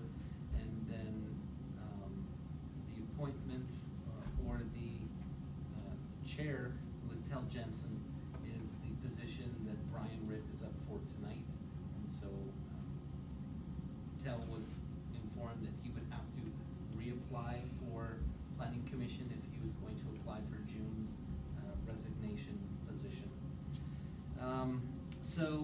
haven't had elections for 2019 yet because we haven't had a full planning commission member. So that still needs to be done at the next meeting. Plus we have school impact fees went to the last planning commission, and their recommendation was $5,900 for all housing types except for single, one bedroom, studio apartment, and accessory dwelling units under 800 square feet. And those impact fees were recommended to be $2,000 because small units are less likely to generate students. And so that was their recommendation, and that'll be going to the finance committee next week. Also, you'll notice in here that on our radar, actually there's been a lot of activity of strange development articles lately, so I wanted to bring it to your attention, a couple of them. First of all, in the Reflector, there was an article about $250,000 worth of funding for a center connection to I-5, and it's unclear exactly what that money was for. So if any of you know anybody who can find out, and because eventually we may be competing against La Center for interchange money, so I wanted that on your radar since it's on my radar. Also, the Yakult Mountain mine is operated by out of Clark County. They've gotten permits to do mining activity, but they have appealed a pre-application conference that told them they had restricted ability to apply for additional permits for at least 10 years. So that may affect us because last year it came across my radar that there is a mine potentially opening up in Cowlitz County up the Lewis River. So all of those trucks would end up going through Woodland, I'm assuming, to get to I-5. So if Clark County is reducing their amount of mining activity, that could directly affect us. Also, there was a great article, or an interesting article, about a University of Washington economist who made a presentation about the missing middle housing crisis in Southwest Washington, and that there is significant single-family or multifamily residential growth in the last few years and luxury home, but there's no starter home market in our in the Southwest Washington. So that was interesting because it's something that we've been dealing with the comp plan. Permit activities here. So site plans are down this year, but we still have a significant number of permits that are coming through the door. Pre-apps include a cell tower of 40 lot residential subdivision or 40 lots of residential development and Red Leaf Coffee, so those are the pre-apps that we expect to come in as permits. Also, we have been continuing to hold monthly coordinating meetings with Cowlitz County and the Department of Transportation, so that's ongoing. Also need you to know that we've been working with a developer who is looking at Oak Tree for redevelopment, and so we've been sending them copies of building permit information so that they can get a handle on what needs to be done to the building, and they are exploring options for how to redevelop that building, and we will meet with them to do planning to help them phase it so that they can figure out what steps need to be done first and how to get that building up and running again, even though they may not make all of the improvements at the same time. So we're working with them on that. Also, there's a couple, 2 RV storage businesses and a binding site plan on Belmont Loop that look like they're coming in to apply. So we have some more activity coming. The next couple pages are charts that you should be familiar with, both the number of permits that are applied and the valuation of the stuff that comes in. On the enforcement side, the Horseshoe Lake is on our enforcement radar. Also, the store frontage or the building frontage on Davidson Avenue, we're working with the owner to try and get some improvements done. Vegetation maintenance and upkeep citywide. Our code enforcement officer has been doing a good job about getting people to start taking care of some of their vegetation that hasn't been done so far. But we're looking at code clarifications for our enforcement process so that it's a little more responsive. And ongoing caseload is still on there. The next page is some historical data and trends that I noticed when I was preparing this report, so I thought I'd bring them up. The first column is City of Woodland, then the second column is Cowlitz County, and then Clark County. So what it shows is the median housing price in 2014 was $170,000. It's about 212 now, which basically means the median housing prices have been going up by about 6% a year in that time. Median income has gone from 65,000 in 2014. It's actually gone down to 64,000 in 2014. So as our population grows, apparently we're growing between the poverty level and the median income as our growth occurs. So that's kind of disappointing data because the values are going higher, but the income is going down. Travel time is from the census, so it hasn't changed, but I wanted to throw that in there.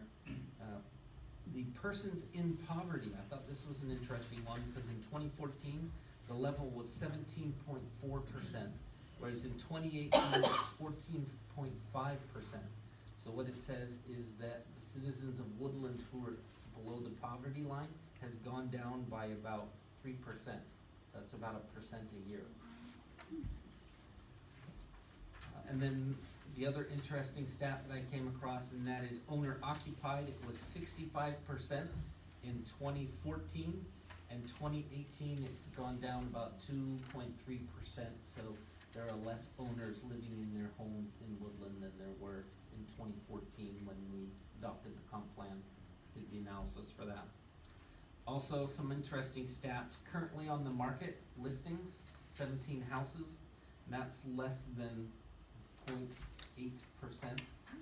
And then, or that's 0.08%. Actually, the number of rentals in Woodland, there are only 2 rentals. There's actually more Airbnbs available in Woodland than there are rentals. And that was interesting because the square footage rental rate here in Woodland is 3 times more expensive per square foot than it is for Clark County. So I thought that was interesting. So that's that page. The next page, what you have is, this is a graph. Somebody at the last meeting had asked about residential growth over the past few years. So that's the 2016, 17, 18, and 19 growth rate, so that you can see it starts out with 0 in January, and by the end of the year we've issued a couple in the 50s. Last year we issued 38, and so far this year we've issued 4 residential building permits. So you can see that we're significantly trailing behind what we've done in the last 4 years. That leads to this one, which compares Woodland's residential growth to that of Clark County and Cowlitz County. And these are jurisdictions that are zip codes that theoretically are traffic to the Lewis River Valley. So it's up to Ariel on the Cowlitz side, and it's Yakult and that area on the Clark County side. So what this graph shows you is the first column is 2016. The city issued 53 residential permits. That was 36% of the residences. The Cowlitz County issued 40, and then in the middle is Clark County. They issued 53 building permits. So of these theoretic trips and traffic growth that's occurring in the city because of residential growth, only about 36% of that was because of City of Woodland traffic. And then the middle column is 2017. We had a big year, and everybody else had smaller years. And then last year, 2018, we had a smaller year, and Cowlitz County and Clark County both had big years. So you can see here, for about every 1 house we build that triggers traffic here in Woodland, Cowlitz and Clark County trigger about 2 trips or 2 houses that cause traffic here in Woodland. So I thought that was an interesting stat.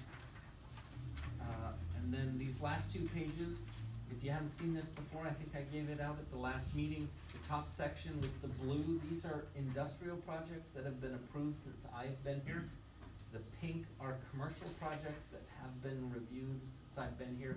And then the yellow is residential, and those are projects that have been approved or built since I've been here.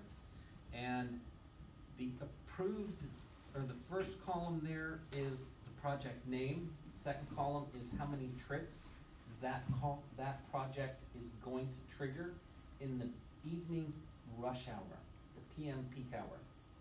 And then, so at the bottom of that, you'll see that there are about 1,233 evening rush hour trips that are going to be on the road within the next couple years. So if you skip a couple columns, what you'll see is the last column is built, and it tells you the projects that have actually been built.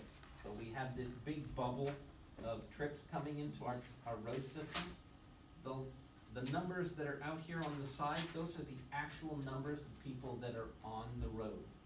And what it says is that 82 trips because of residential growth, and 26, 27 trips because of commercial growth, but essentially only about 8% of the traffic is on the road. So as you hear from citizens that traffic is getting worse and worse and worse, we've only experienced about 8% of the traffic that's going to result from the economic boom that we're going through.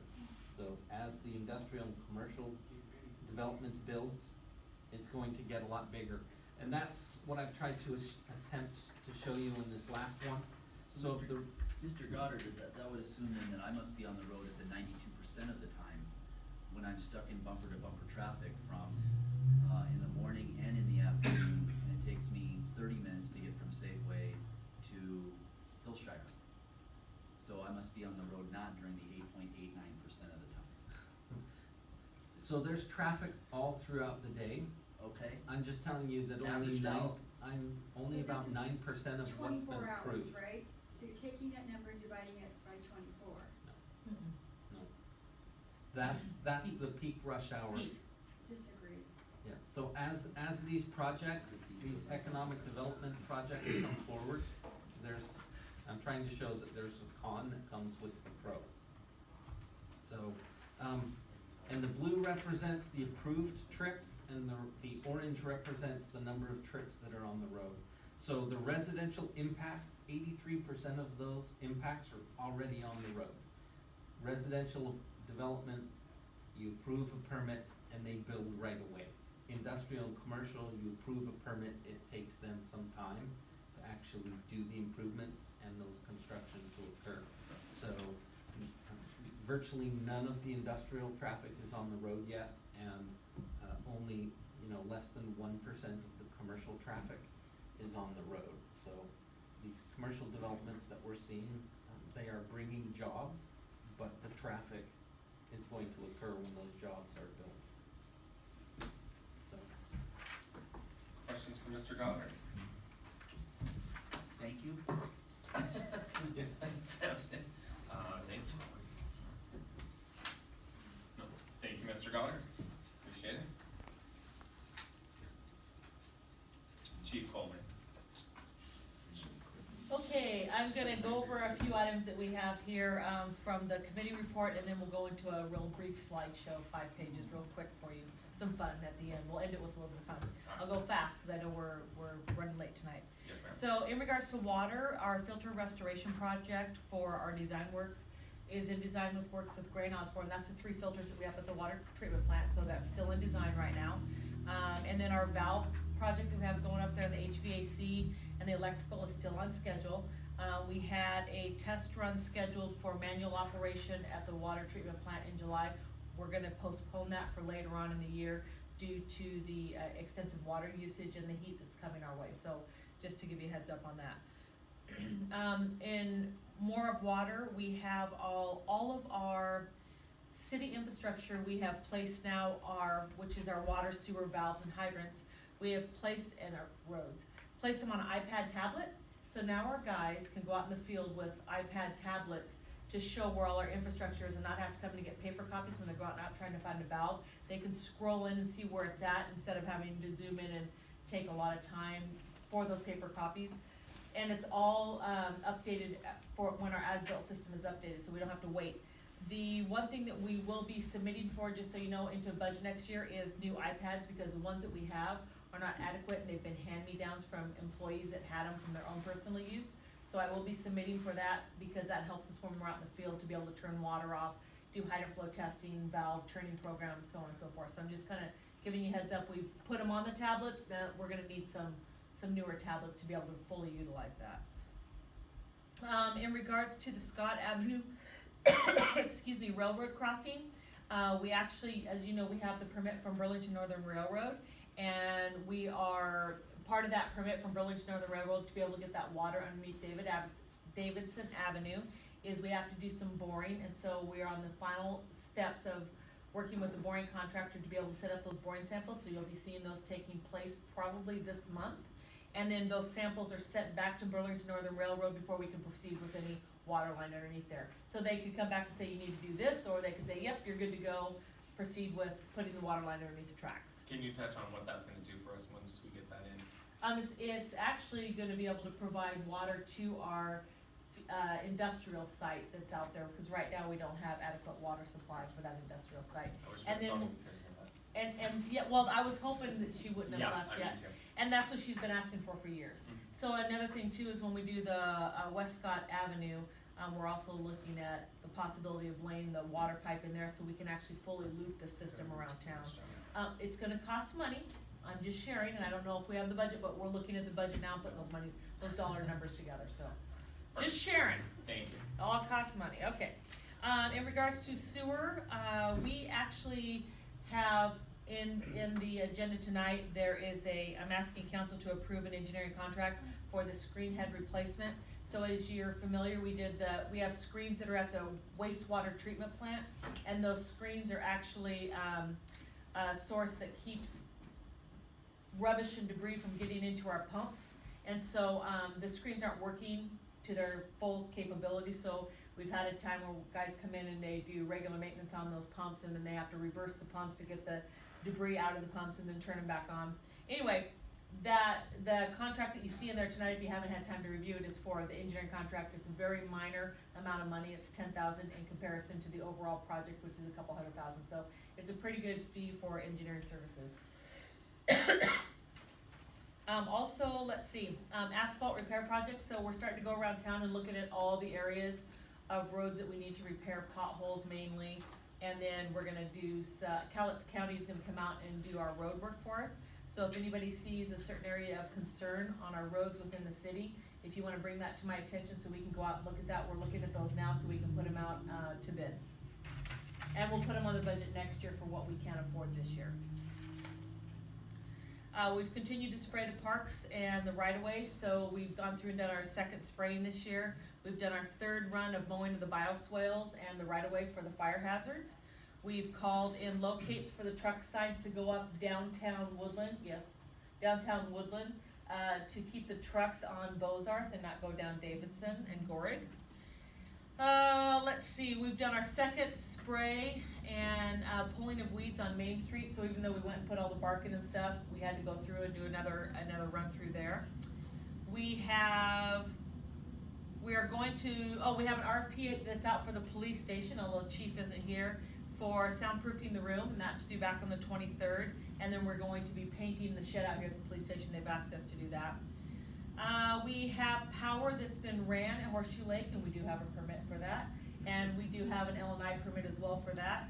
And we're doing the final inspection this next week, so we will have power at Horseshoe Lake, and then that way we can start to work on our vendor fees that are coming in. And then, as you guys all know, we had our first night at Horseshoe Lake, which is last Friday, and I'll show you a few slides in just a few minutes.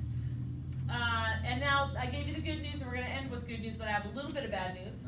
So it's okay. No, it's good and bad, Mayor. We've talked about this. Yes. So no, this is kind of good. So we did not receive the RCO grant that we applied for Horseshoe Lake, but there's good news. That gives us more time to go out and get matching funds, which we needed anyway, and it gives me more time to work on a shoreline permit, which we've already started working on, so we can have that in hand, and to add more things to the park. So when we go out for the grant next year, we'll be able to add more requests to the park. So Well, it's a it good was thing. asked, it was said tonight that we do things without permit. What do we do in permit process? Well, for? I believe that, the statement Waste of time. should be that sometimes you don't need a permit, sometimes it's exempt, and I think that that might be something that was missed, but that's okay. And then also the safe routes to school for the sidewalks from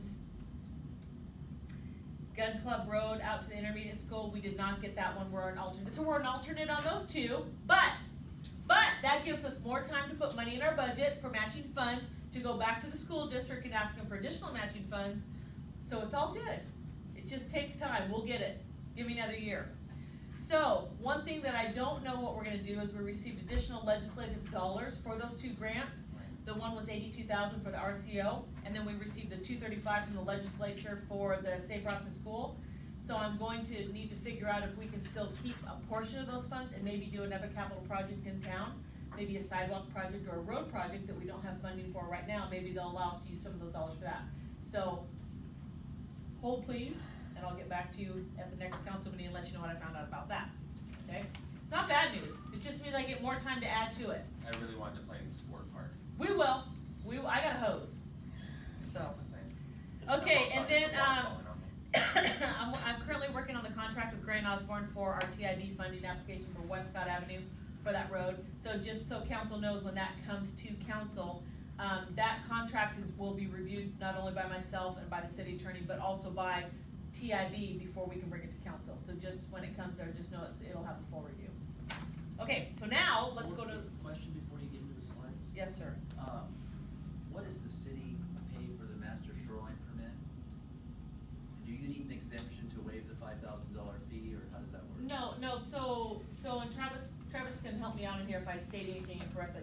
So, a master shoreline permit, it depends kind of on the overall project and what you're doing. Okay. What's the value of the project as a whole, depends on what the fees are. So, how much does a dock cost? How are we gonna be putting equipment in there? Are we gonna be doing hand labor? So, you look at the project as a whole. Some of the things that we're doing down at the park are not, they're maintenance projects.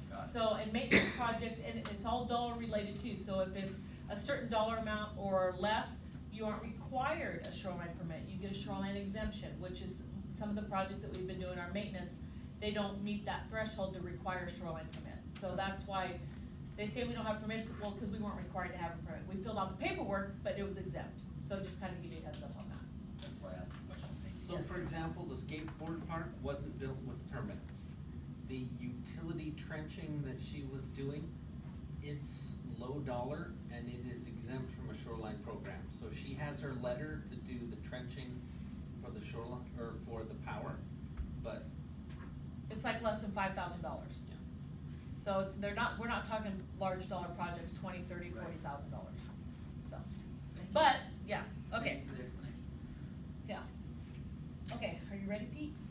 I'm ready. Okay. So, real quick, 5 real quick slides. Excuse me. So we have the first slide, we had our hot summer nights, I enjoyed it, I went out there, so there's the banner up. We had some pretty big sponsors this year, and so we have 2 different banners. We have one banner that goes up for our individual night sponsors that are anywhere from $300 to $550. They go on, we have a separate banner for them, and they go up the night that they sponsored. And then we have this banner here for these are people who have sponsored $1,500 or more. So we call them a summer series. So we had 5 people who sponsored over $1,500 or more to this park event this year. So just you want to remember those. So we keep this up all year round, and they also donated to the baskets that we give out each night for the movies in the park. So okay, our vendors. So on our first hot summer nights, we asked the vendors who are there to give us a donation based on their sales. We did have I'd say about 60 to 75 people show up the first night. There was a big thought that there were going to be thunder showers and storms, so not a lot of people showed up, but but we had people come and go, you know, like 50 here, 50 there. Plus, as you know, that Horseshoe Lake was kind of split up, and we had the church that was down there, the Promise Church. With that, we worked out very well with them in coordination. So you can see kind of the vendors were lined up along the path, and then that's the left-hand photo, and then the top right is the band playing. That's where they played this time, because they didn't play at the stage due to the sharing of the park, and that was fine. And you can kind of see kind of the vendors at a different angle going down and around the park. So we only had, excuse me, 6 vendors, which is fine, because some of the vendors, their produce wasn't ripened yet, and so they'll be here at the next time. So I'm kind of excited, and the $53 that we received were donations they gave us in cash in hand when we went around telling us thank you for being a vendors, and they just handed us cash from some of the proceeds that they made. For 5 vendors, $10 a piece, I think that's pretty good. The band gave us a little bit of money too, so I was good with that, because there weren't a lot of people there. So helping out the community, we actually helped the school district get the word out for their busing program and how kids can ride the bus. And then also we have a new business. We have a new bouncy house that's in town, so they came out. They've been donated by the Moose Lodge, donated for them to be able to come out and put their equipment at Horseshoe Lake, so we approved them as a vendor to come out. And then also Cowlitz PUD brought in the big toy so the kids could come sit on their big plow, which was there. So that was kind of neat to have the PUD, and then they walked around and handed out little trinkets to the kids and people there at the park. So we had a tractor show. We ended up having a pretty good run of tractors that were out there, and we gave away 6 ribbons prizes. So we, did I say that right? Or Dave Boone? I put Dave, it's Dale Boone. My apologies, don't tell Dale I put Dave. Anyway, Dale Boone, I should put Mr. Boone next time, I'll be okay. So Dale Boone took home 1st and 2nd place for the 2 tractors that he entered. He had a small dozer, it was really cool, it's on the top left, the second one in. And then he had this Super D2 tractor. And he actually, you've seen this in the tractor parade, where he has them that kind of follow each other like a duck. So this was the second biggest one. But we had a little voter's box. You can see that little white box. It was decorated by one of the kids, and people voted on what tractor they wanted. So they all had tags out front, and then people voted on it, and then we gave the ribbons based on people's choice. So that was really neat. I really enjoyed that part of it. And then, again, fun night at events. We had the VFW out there serving hot dogs, and they did pretty good, Susan, didn't they? About 50 to 60. We sold about 60 hot dogs. We made a little over $200, which is so helpful, and we so appreciate the people who purchased and supported us. Yeah. So they'll be out again every night. They're going to be out, and so that was just it's kind of hard to see, and I'm sorry, I thought the pictures were a little better, but you can see the people sitting out listening to the band. Again, this was a little more separated this Friday night than what it'll be this coming Friday. If you guys didn't go last Friday, I highly encourage you to go this Friday. This Friday is going to be the Military Appreciation Night, so I'll tell you a little bit about it. I know I said I'd keep this short. You lied. I know. Liar, liar. Okay, so there we go. We're done with the first one, Field of Dreams, so you get 6 more. So, but I'm going to tell you about this. So the band that's going to be there is a 5-piece brass band, and they're going to be playing 40s music. Are they going to be in the gazebo? No, everything's going to be now at the big field. Oh, that's so good. so we're going to have the VFW down there. They're not going to be in the kitchen. The VFW will be down there selling the hot dog next to the band, by the vendors, by the military vehicles that will be out on display, the bouncy house. So it's going to be a pretty big event. So I highly encourage you, because of this band. I really like this band. Even if you just come for the music, huh? Is this the one that's coming back twice? Yes. Yes, this band will be coming back twice. She liked them so much you got them twice. Well, I like the music. I like the fact that they have full pieces. It's not just like drums and a guitar.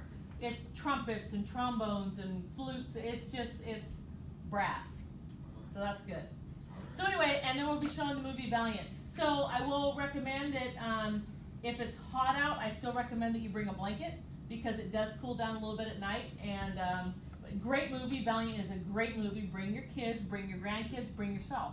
I like these movies. So that's all I have. That's it. Questions for Ms. Coleman? Yay! Yeah, let's go, man. I want to see everybody there. You Hey, Ms. come Coleman, to, yes. we have good things that go on, and you just seem to make them great. Oh, well, I think It's not me, it's actually, literally, I couldn't do this without the sponsors. I couldn't do this without our staff. I couldn't do it without the approval of council. But there's usually one person that's driving it, and in order for something to be I'm sitting right here. like. The mayor's right there, by right next to you. Something to be like that has usually one person that's driving it, and we know who that is. You're welcome. You're giving me money to spend, yeah. You're welcome. You're welcome. Don't you want anything? You're welcome. A Yeah. good leader lets the folks take credit Yeah. for it, so. You're welcome. No, Tracy Coleman did all this. I gave her the charge, what, last year? Make it happen, and this is exactly what I wanted to do. So Yeah. good job. Good job. Really nice No, job. amazing. I'm sorry I missed Friday. 'cause I Please still come can't. this Friday, literally, if you guys, if you haven't been there, come on, Frank. Frank, you need to come this Friday. So can I ask a question that is actually piggybacking off of something that we're gonna be discussing a little later? Yes, sir. Do you know if the police guild has made arrangements to have a, very much like the busing? Have they made arrangements with They you? have not. Okay, so there's an opportunity for that later.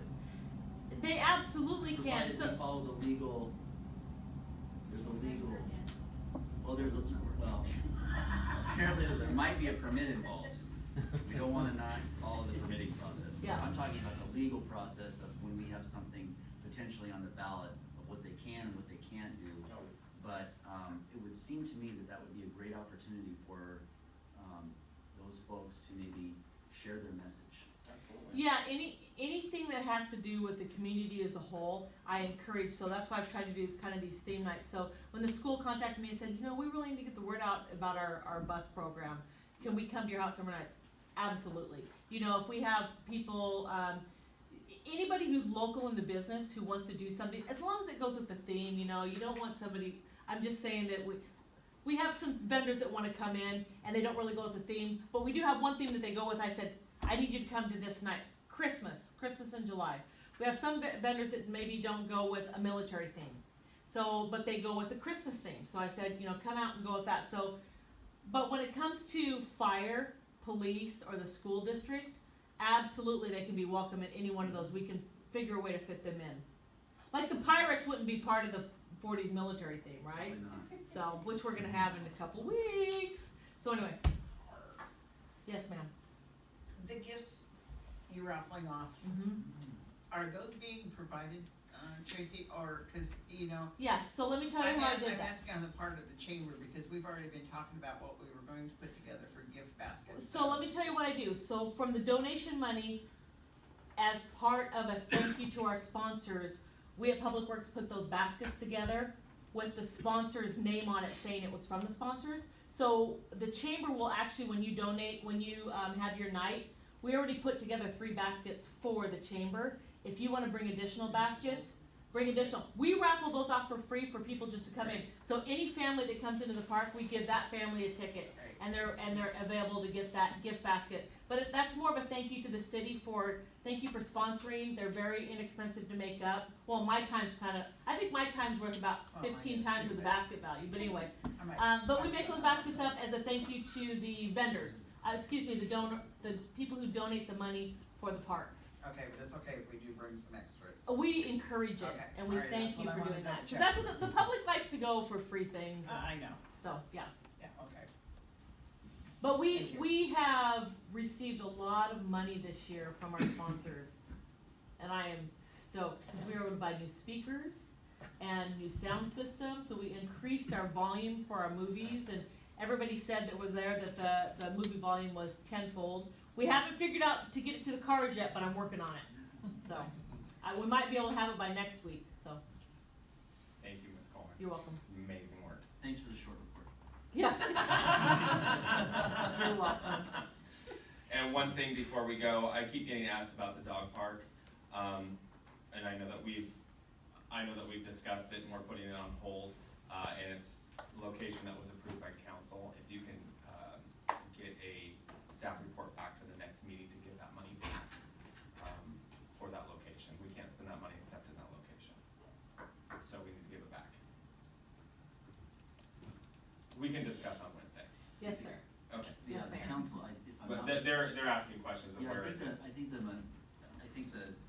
a motion was passed to spend money on a Yes. project, And so if the city's gonna spend money on the project, then it should be spending money on the project, and if it isn't, Correct. then it needs to be brought back for council to say, oh, okay, you've changed your mind, or you wanna do something different, that's Correct. fine. And we have spent a portion of it for the dog park, we just haven't spent all of it. So we spent money for a sign and we spent money for benches, but we haven't spent all of it. So I can give you a report on what we spent and where we're at. Yes, Okay. Thank you. you're welcome. Or just plug right along, same thing, right? Okay, okay. We've come to consent items on the agenda. I'd like to pull C for discussion. Motion to approve consent items A, B, D. Second. Moved by Councilmember Frederick, seconded by Councilmember Humbyrd to approve A, B, and D. Will clerk please take the vote? Councilmember Benjamin? Aye. Councilmember Chapman? Aye. Councilmember Humbird? Aye. Councilmember Fredericks? Aye. Councilmember Graham? Aye. Councilmember Plaza? Aye. Councilmember Rounds? Aye. All right, A, B, and D have been approved. Moving on to consent item C, confirm appointment of Brian Ripp to Planning Commission for a 6-year term expiring June 5th, 2025. Move to confirm the appointment of Brian Ripp to the Planning Commission for a 6-year term expiring June 5th, 2025. Second. Moved by Councilmember Frederick, seconded by Councilmember Chapman. Councilmember Fredericks. Council, I just asked for a little leeway in my comments because my comments are pertaining to Mr. Jensen and the Planning Commission. So just a little bit of leeway, it's nothing specific regarding Mr. Ripp at all. I guess I'd like to say, I apologize. I think the city owes you an apology. Listen, you don't get paid anything to serve on this planning commission. The planning commission is a lot like the city council. I would think that you and I probably politically disagree on pretty much everything. But having said that, the best policy on a local board comes from differing ideas. I can remember serving on this council with Councilmember Swindell, Councilmember McCall, who I politically disagree with. But some of the best policy was created with us bantering back and forth and coming up with the best policy for the citizens of Woodland. That's what the Planning Commission is all about. The Planning Commission is to get something brought before you that the council needs help with.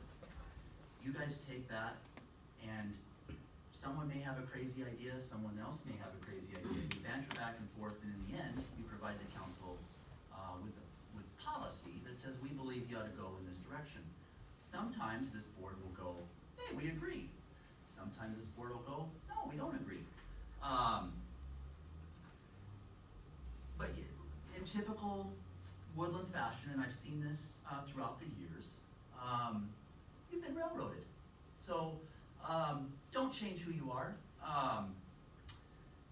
Continue to be the alternative voice in the room. You need to have that. It creates good discussion. It's been brought up that we have, the hypocrisy just amazes me. I've been here a long time. We used to have a gentleman that served on the Planning Commission that never lived here. His name, I'll keep to myself, but he had an apartment here. He was in California more than he was ever in the city of Woodland, but he served on the Planning Commission for years. And what the hypocrisy is that I see is the same people who are here tonight to say, well, Mr. Jensen, he doesn't live here in Woodland, were the same people who said it's completely fine having this individual on the Planning Commission. So the hypocrisy of it all is totally laughable of just what I've seen here. I've seen it a lot. And what does that say to, my daughter goes to school, she's in Tacoma. Are we saying that she does not have the ability to be involved in Woodland, to serve on a park board, to serve on the Planning Commission, to serve on this city council, to serve as the mayor if she so wanted to, while being in Tacoma 5 or 6 days a week? What does it say? It says, oh no, we don't like what you bring to the table. And then what frosts me even more, this is what sends me over the edge, is the email that I received as part of this packet that I'm not even gonna restate what it says. This is an individual who is donating his time to his community. And this is the kind of crap that gets sent to us from a citizen. This is crap. And nobody should have to endure this type of blasting, because it's personal. I don't like it when it gets personal. It doesn't have to get personal. You can disagree with Mr. Jensen all day long about the policies that he brings forth. You can argue whether those are crazy, not crazy, that they're mainstream, whatever. That we can debate. But the minute you bring in somebody's personal information into this, I mean, this is, to me, it's typical from what I've seen in Woodland in my time here. I was told after being here 5 years I wasn't allowed to have an opinion because I hadn't been here for 30 years, and I should just listen to the mayor, not you, previous couple mayors ago, that I should just listen to whatever he had to say, and that's what I should do. This is sick. And Mr. Jensen, I am sorry that you've been treated like this. You don't deserve that. I wish you nothing but the best. And again, I'm sorry. This right here, unacceptable. And I'm sick to be a part of it. And I would like to second that. Mr. Chapman? No, I agree wholeheartedly. Only we hear, I wish we'd get more people involved who would come here and say the good side of stuff. But unfortunately, when everybody's happy-go-lucky and the free meal tickets running wild, people don't worry about it.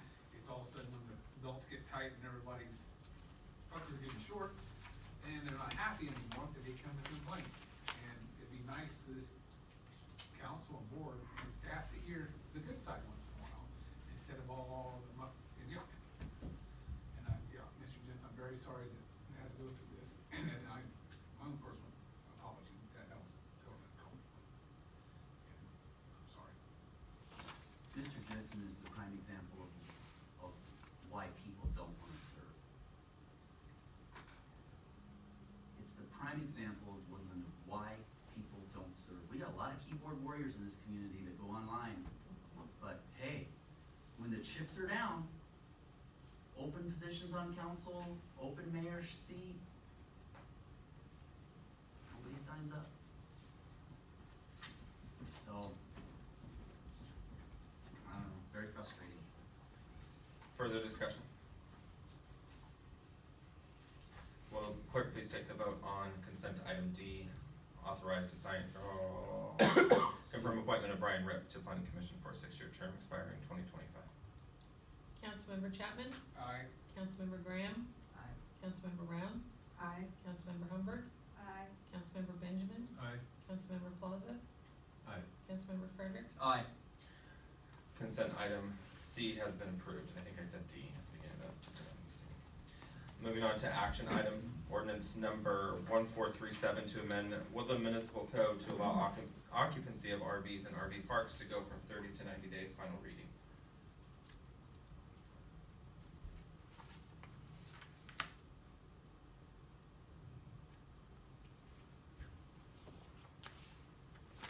So moved. I'll second it. Moved by Councilmember Fredericks, seconded by Councilmember Chapman. Councilmember Fredericks. I have no discussion, the motion is to get the ball rolling. Councilmember Chapman. I concur. Further discussion? Will the clerk please take the vote on action item E, ordinance number 1437? Councilmember Fredericks? Aye. Councilmember Benjamin? Aye. Councilmember Graham? Aye. Councilmember Rounds? Aye. Councilmember Chapman? Aye. Councilmember Plaza? Aye. Councilmember Humbyrd? Aye. Action item E has been approved. Moving on to action item F, authorize mayor to sign revised contract with Matt Reichel to install sidewalks and ADA ramps for the CDBG grant. Move to approve. Second. Moved by Councilmember Humbyrd, second by Councilmember Plaza. Councilmember Humbyrd. Mr. Reichel was the lowest bidder. He did an awesome job on Beechwood and Stafford. Councilmember Plaza. No comment. Further discussion? Will the clerk please take the vote on action item F? Councilmember Plaza? Aye. Councilmember Rounds? Aye. Councilmember Chapman? Aye. Councilmember Hubbard? Aye. Councilmember Benjamin? Aye. Councilmember Fredericks? Aye. Councilmember Graham? Aye. Action item F has passed. Action item G, authorize mayor to sign engineering service agreement with Wallace Engineering for the Headworks screen replacement job. Move to approve. Second. Moved by Councilmember Benjamin, seconded by Councilmember Humbyrd. Councilmember Benjamin.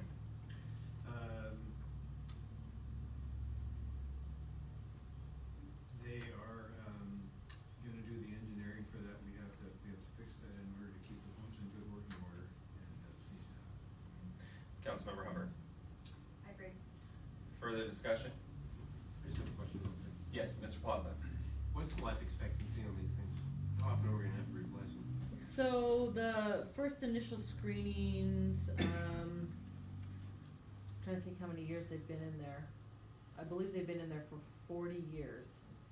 And so, this is just a different type of screening. This isn't like the screens that we have in there right now are like a slit screen. They just slide down in. Trying to think how you describe it. Basically, it's just a screen that just slides down in. The new screens are a drum screen, so it brings stuff through and it drums them out, so it won't allow them to go into the pumps. So. This isn't something we have to replace like every 6 months or a No, year? no, this is a regular maintenance, 40 years, maybe 20 years down the road, if something new comes up that's even more and better. The key is if you can put this, the pumps are expensive, so anything you can do to prevent replacing your pumps is your key. And the labor hours when you have to have people come in on the weekends because your pumps have shut down with the alarms to be able to back up the pumps, get everything out and put them back in. So the biggest reason why you do it is the labor hours that are involved to get the pumps up and running again. So, and this is a very low dollar cost overall based on labor hours. Right, so technically, in the grand scheme of things, we're spending $10,000 now, but we're saving more than that in labor and everything else. If you look over the course of a 20-year period, absolutely. And I wouldn't expect them to be anything less than 20 years. Does anybody know off the top of their head when the wastewater plant was constructed? 90 something? Yeah, I'm thinking in the 90s. Early 90s. Yeah, so 25, 30 years? At least. Yeah. Further discussion? No? All right, will the clerk please take the vote on action item G? Councilmember Plaza? Aye. Councilmember Chapman? Aye. Councilmember Benjamin? Aye. Councilmember Rounds? Aye. Councilmember Fredericks? Aye. Councilmember Humbyrd? Aye. Councilmember Graham? Aye. All right, action item G has passed. Moving on to action item H, ordinance number 1436, Woodland Corporate Center Building or Binding Site Plan Revision 2, first reading. Move adoption of ordinance number 1436, first reading. Second. Moved by Councilmember Fredericks, seconded by Councilmember Rounds. Councilmember Fredericks. First reading, I have no discussion at this point. Councilmember Rounds. Neither do I. Further discussion? Will the clerk please take the vote on ordinance number 1436? Councilmember Fredericks? Aye. Councilmember Benjamin? Aye. Councilmember Chapman? Aye. Councilmember Rounds? Aye. Councilmember Plaza? Aye. Councilmember Graham? Aye. Councilmember Humbyrd? Aye. All right, action item H has passed. Can we just take a short recess? Yeah, that works. We'll take a short recess. Let's keep it to 3 minutes. It is 9:37. So this is it's exciting. It's really confusing. So listen. This was brought forward by I believe you have an email on your. Is that correct, Mr. Boyce? This email here, Mr. McLeland, who owns a piece of property that is serviced by a well, or by septic system. That septic system had a failure, and in order to get compliant, the property is within 200 feet of a connection to city sewer. He has the ability to fix that or connect to the sewer system. Or if he doesn't want to connect to the sewer system, he has the ability to pay a sewer standby fee. So So that's how this discussion was started. As we went through the city, is there a report here for how many homes are, approximately how many homes? How many homes are? In the trailer park? No, within, the city that are within 200 feet. 19 properties will be within 200 feet overall, Okay. including his. Okay, including his. And that's at the bottom of the summary. Bottom is, there you go. On the summary. I don't have that on me. So, we had the discussion. I think that it would be fair for council to have a discussion about this because there's gonna be residents that are gonna be impacted by this with an additional fee every month. The code states that we will charge a standby fee for those residents that are within 200 feet. The reason why we're having a discussion is because of a septic system failure by one of those properties. Now, this property has how many homes on it? I believe 23, 20? 20 plus homes. 20, let's say. So, once we stated that we were going to start charging the standby fee, the property owner, Mr. McLeland, began charging that fee plus, or was then up the rent of his residents that were there, which is, a lower income property, so they're already struggling on a monthly basis, and this kind of amps it up a little bit. So, we're trying to figure out a solution as a city because we're not following our own code. One of the solutions we came up with was, again, when we talked to Mr. Goddard, brought up waiving fees of some sort, in an attempt to get those 19 properties on city sewer, which is the ideal method. We would waive that connection fee for them because what would you, Ms. Coleman, what would you say the actual cost of it is to hook up to when I own a home on a septic and I want to hook up to the city sewer, how much is it going to cost me as a homeowner to do that? So that's listed right there, the cost and I'm awful at this game. that's okay, it's okay. So I'm gonna have to get closer because I didn't bring my glasses. I don't have my glasses either. 5,000. Thank you. I should have had it printed out. So, what we have is the waived connection fee. So if a resident was gonna hook up, it'd be about $4,900. In addition to that, it'd be $230 for inspection fee. And then there's a monthly fee assessed on top of that, which is $61. But on top of the connection of the $4,900 and the inspection fee, which is about, $5,000, a little over $5,000, there's a fee that it's gonna cost them to go from their house to hook to our main in the road. And so depending on where that hookup is on their house, if it's in the front of the house, the side of the house, and the back of the house, you could be talking anywhere from $1,500 to $2,500, $3,000 per homeowner in addition to these costs. So, and it depends on if they do the work themselves, if they hire a contractor, so on and so forth, and if the sewer line is on the edge of the road next to their property or across the street, they're gonna have to make an asphalt cut, so. And that's sewer only, that doesn't include the water, correct? This is only sewer, does not include water. What's the purpose of this fee?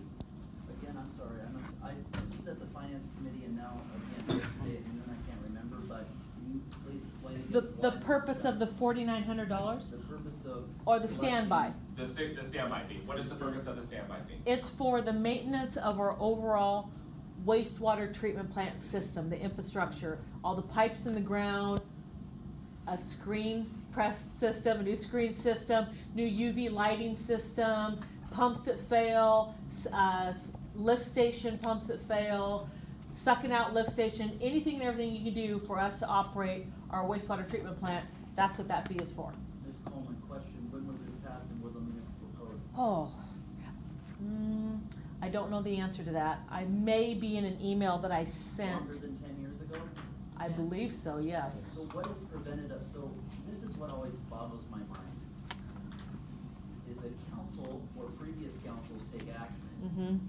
And then, I'm not saying it's you or it's not you, it's 10 years ago, why don't these things get implemented? Okay, I can explain that, yes. So what happens is a lot of times septic systems haven't failed, or so one will fail and people go, well, I don't want to be on septic anymore. I have sewer out in front of my house, my septic system failed. I'm going to go ahead and hook up the sewer. Most people are planning for that. It's not like septic systems fail every single day. You might have 1 or 2 septic systems fail every 10 years. Okay, so that way you don't hear about it. And so a lot of people, when their septic systems fail, they go ahead and hook up to city sewer. It's just something they do. Instead of paying for a repair, it costs them just as much to pay for the repair as it would for them to hook up the sewer. So some people just opt to go ahead and hook up for the sewer. Now, when you talk about maybe somebody whose system has failed, sometimes they do the repair themselves and they don't go out to a contractor, which then doesn't go to the county to get a septic permit that comes back to us, which is what happened in this case. So when you have a septic system fails, if Mr. Joe Blow knows how to repair the septic system himself, he could do it in his home and not even go out for a permit, which is something that, I shouldn't say it, but if I was at my house, I could probably repair it myself and nobody would know the difference, okay? Unless you live on the lake. Unless I live on the lake, but anyway, no, seriously. So, but what I'm saying is a lot of people know how to do repairs themselves, and maybe it's just a lateral and they'll just go replace the lateral and doesn't have to do anything with their tank or whatever. So, but other people hire a contractor, and in this case, a contractor was hired and the contractor followed the process and procedure, which is go to the county, get a permit to repair the septic drain field, and then that county comes to us and says, hey, we have a permit for a drain field. When I started researching the code, it said, well, we don't allow drain fields, first of all, anymore in the city, and we don't allow repairs of them. If they're within 200 feet, they have to hook up to the city sewer. So that's where that came into effect. So you probably, if this was in effect for 20 years, maybe you had 2 people, what's it say, 1994, it was in effect. Thank you, Travis. So since 1994, I mean, we're 24 years, how many, 25 years into it, maybe we only had 3 people with a failed septic system. And so 2 people repaired it on their own, and unfortunately he went and hired a contractor out, and that's probably how it happened. So the difference with this case versus, oh, sorry, Mr. Boyce, go ahead. No, I was just going to say that, more to the point of Councilmember Frederick's question, the part of the code that wasn't implemented was charging the standby fee. You know, someone can legally have a septic system if it hadn't failed yet, and the city should have been charging the standby fee that whole. Since 1994. And why that happens, I don't know. Or why it didn't happen. We don't know. Why it didn't happen, I don't know, but there's a code on the books, we're aware of it, we need to implement it. We want to be mindful of the impact to those folks in question and give, you know, enough notice so they can plan and make some decisions. And without charging this, aren't in essence, the rest of the taxpayers of Woodland are subsidized? That's 100% correct. The other 42 lots, I counted 42 lots, or properties in this case, numbers. Well, there's, of the 42, some of them are not applicable, because even though they're within the 200 feet, there is a pressurized system in front of their house that we don't hook up to. It would be a gravity fed, so they wouldn't qualify because they wouldn't be required to hook up to that system, because that isn't one that we were required to hook up to. So basically, if I understand the message, we're not requesting that people go back 25 years and have them pay back. Correct. We're just saying, we want you to abide by what we agreed to in 1994, and now we're gonna start charging. And I'm proposing, that's correct, and I'm proposing, council, that we give them the opportunity to save dollars, knowing that this is coming up within a year's time, and proposing that we allow everybody a one-time waiver fee in order to be able to hook up, so they're only paying for the cost from their house to our line and not charging them what we would normally charge them for that hookup, which puts those reserve dollars into our bank for the failures like the screening system or pump. So waiving, you can see at the bottom the total there of what I'm proposing we're waiving overall for the fees, and not asking for any standby, and that we're only talking a few $1,000s per month additional revenue into the city to be able to pay for the regular maintenance of that line that's been running in front of their house for however many years. You're proposing how long of, I propose a year, to give people a year to save. And if we say we pass this, you know, within a month, and I would even say go through December of next year, you know, so we notify them this year and they have until December of next year to be able to hook up at a zero fee. And if they don't do that, that's their choice, but then they would be mandated to pay the fee if they don't do it within that 1.5 year period, which gives people a lot of time to save a couple $1,000. I think that's completely fair. And one of the other things that I wanted to share, if you look in the emails of the massive amount of paperwork that you get for your council meetings every night, I did propose that to this particular business owner of this mobile home park that gave him a 5-year, asked him to hook up in the 5 years, because I did understand the cost of what it would cost to put a septic pump system in there, a grinder pump in there to be able to lift those, to be able to lift that sewer. Product. The product, those products from that from that site to the septic line across the street. This property has different Low challenges with it compared to Low just a normal grade, home. yeah. So that is, then would be written into the ordinance that this specific parcel or parcels would have that amount of time to come into compliance? Well, I suggested originally before it was brought back that I would allow them 5 years. They'd have to start paying the standby sewer charge, but allow them 5 years to be able to save funds, because I knew it was gonna be probably $250,000 for them to hook up. Now, mind you, in the memos that are also attached in here that he received, it was quoted to him by Rob Vanderzanden, who was a public works director at that time, what the initial hookup charge for when his system did fail would be in those days' dollars, which was in 2003. So he's been aware of this, and now it's an issue, so. He's been He was made aware of it that, right away. that there's a possibility for fees that he would have to pay to hook up in 2003 dollars, and probably something he should save up for if he had a failed system. But the system was fully operational in 2003, and Rob Vanderzanden said there was no need for him to hook up at that time. Which makes sense because it's an operational system. Now, what I've known in the past was when a system has failed, that people have hooked up, and then we started charging the standby sewer charge when a system's failed. And I think we've had 1 or 2 since that time that Shannon has made me aware of at our clerk's office, that we've been charging the standby sewer fee. I think that the city is doing justice for the residents and trying to get them in compliance and allowing them time to save. And I mean, I know that we're known as the big fat city, but I think that this is a really great compromise for these 19 residents. Yeah, yes, Mr. Randolph. The one thing to add was that 4 years ago, the legislature passed a law saying you have to have an appeal process. That when you come out, if you come out with that decision, they give a criteria that you have to go through, that the city would consider whether to accept an appeal or not. So that's the only thing that I would add. Meaning that he would have to appeal the process. Well, I mean, if anyone did not like the result, they could appeal, and then you'd have to take a look at certain factors, and then the city would make a decision whether to grant that appeal or not, and that's mandated by statute. So given that that's mandated in statute, it would seem to me that section of our code needs to comply with that statute, would have to have some language in there to explain what that appeal process is.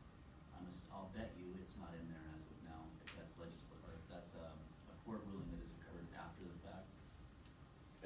Right, and the statute says what things you have to consider, so it spells out the details in it.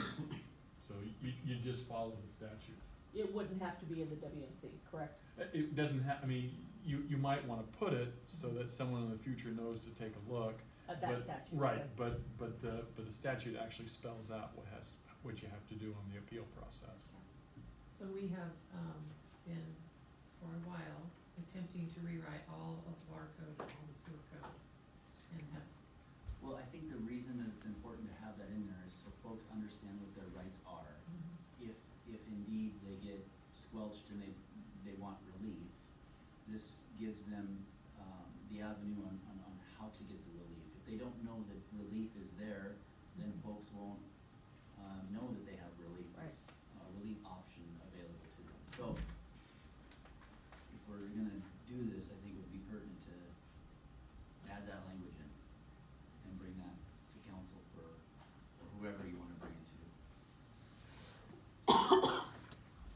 Any comments, Mr. Plaza? Nope. Humbyrd?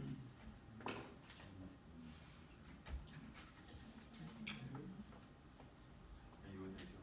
Well, we're not voting on anything right now.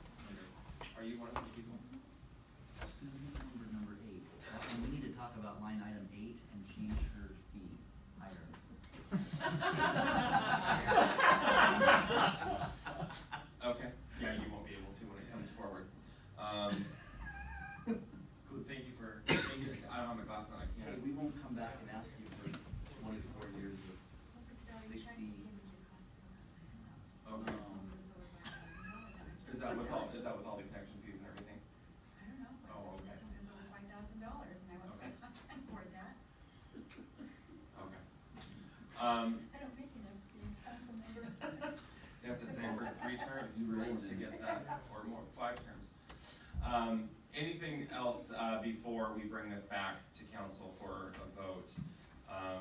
It sounds like everyone, I shouldn't say that, there's a consensus or there's a feeling that this is fair. Any issues with waiving, Mr. Boyce? Well, I just wanted to mention, I emailed Mr. McClellan today. I was gone last week. I didn't notify him of this meeting until today, so he was out of town on business, did want to attend, so he may come to a future meeting to express his point of view. We'll make sure he's notified. I indicated that I would give council copies of his email to me that talk about his point of view. So I just want to make sure it's on the record that you do have that. Yep. Perfect, thank you. All right, we'll drop that up and bring that back. Is that you, Tracy? Or Ms. Sure. Gordon? Yes, or Ms. I can do it. Is this a collective effort on this Yes, one? Bless you. yes. Okay. And it will come back with that language, the relief language included. Yes, I'll get that from our attorney. Okay. The time is 9:59. What's the word I'm looking for? To, is it bend the rules? Bend the rules? Not bend the Yeah, rules. Suspend the rules. Suspend the rules, thank you so much, it's late. Chair is asking council to suspend the rules of closing at 10 and extend for an additional 15, 20? So I will make a motion to suspend the rules and allow additional 30 minutes. additional discussion not to exceed 30 minutes. Second? All in favor? Aye. All opposed? Another 30 minutes, all right. Moving on. Second part of the workshop, levy lift regarding funding police officers and equipment. You have another handout in front of you this evening. Council's direction at the 2019 retreat was that funding of the police department to hire more officers was priority number 1 for the ballot come November of 2019. I have had a discussion with, or an email discussion, and also had a face-to-face discussion with the officers and the union guild, and they're all in favor of pushing forward and assisting in making this happen to ask the taxpayers to help fund additional officers within the police department. With that said, I will open it up for discussion and questions. The information that's in front of you was prepared by Mrs. Rip, and I think that these are updated numbers from 2017. Is it- And from last week, I got additional information from the assessor today. Oh, okay, gotcha. But we did this, Yes. we attempted this in 2017, it failed by 12 votes. Yes. We didn't have enough engagement, and so that was the discussion with the police department. We need some more engagement, we need your union to step up, we need you folks to be out there and explaining the job and the duties that you do every single day and why the help is needed. We can only take it so far. We need them to kind of help meet us halfway to help explain the need, since we're not doing the job every day. Well, some of us, I mean, I do go to work every day, so I mean, anyway. I show up and talk on the phone all day. So Mrs. Rest has kindly put these numbers together, for council, but it's similar to what we saw in 2017, just updated. I'll go ahead and open the floor up for discussion. Mr. Fredericks. I just want to ensure that the police guild is involved in the discussion. It was a missing piece in the last go-around, and their involvement, I think, is critical to the success of this measure. So the guesstimates that are on here, how are those guesstimates created? Those are the numbers that the assessor put in there because we don't know what new construction will be, of course, until we have previous year's information. And then increase in state assessed value is the same thing. We don't Okay. get those numbers until annually. Got it, okay. But if you recall in your property tax ordinances every year, those numbers can be adjusted to whatever actuals come in as. So they can go up Sure. or down depending on what actuals are. And the numbers that were put here were, did we do 2 officers and administrative sergeant? Is that what we can get to? So the first page, in the back of the first page, are going to show you what the tax portion of it is. The second page is going to show you what the amount collected, and there's different scenarios there, but the one in the red box is going to show you the 2 officers and 1 sergeant. That amount would be $714,562. That's with equipment, right? Yes. And if you look over to the yellow, based on a $275,000 home, currently, you're paying $1.84, a little over $1.84 per thousand, and your annual tax to the city of Woodland is $506.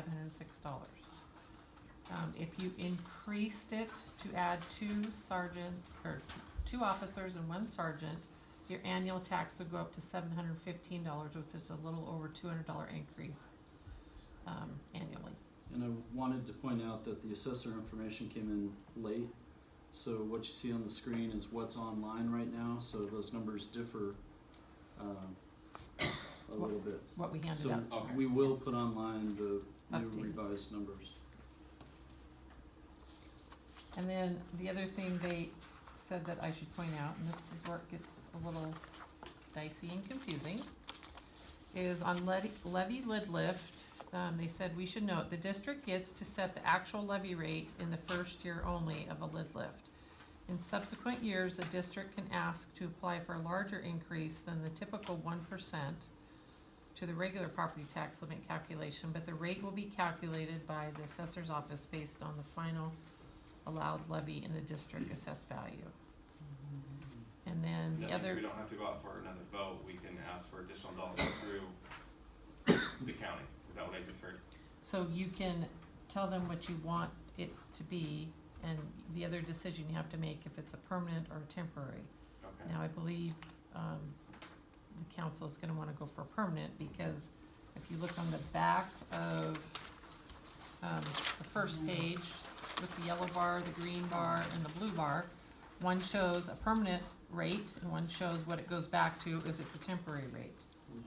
And then that means that you aren't collecting enough money to maintain the officers that you've already added, if you go to a temporary.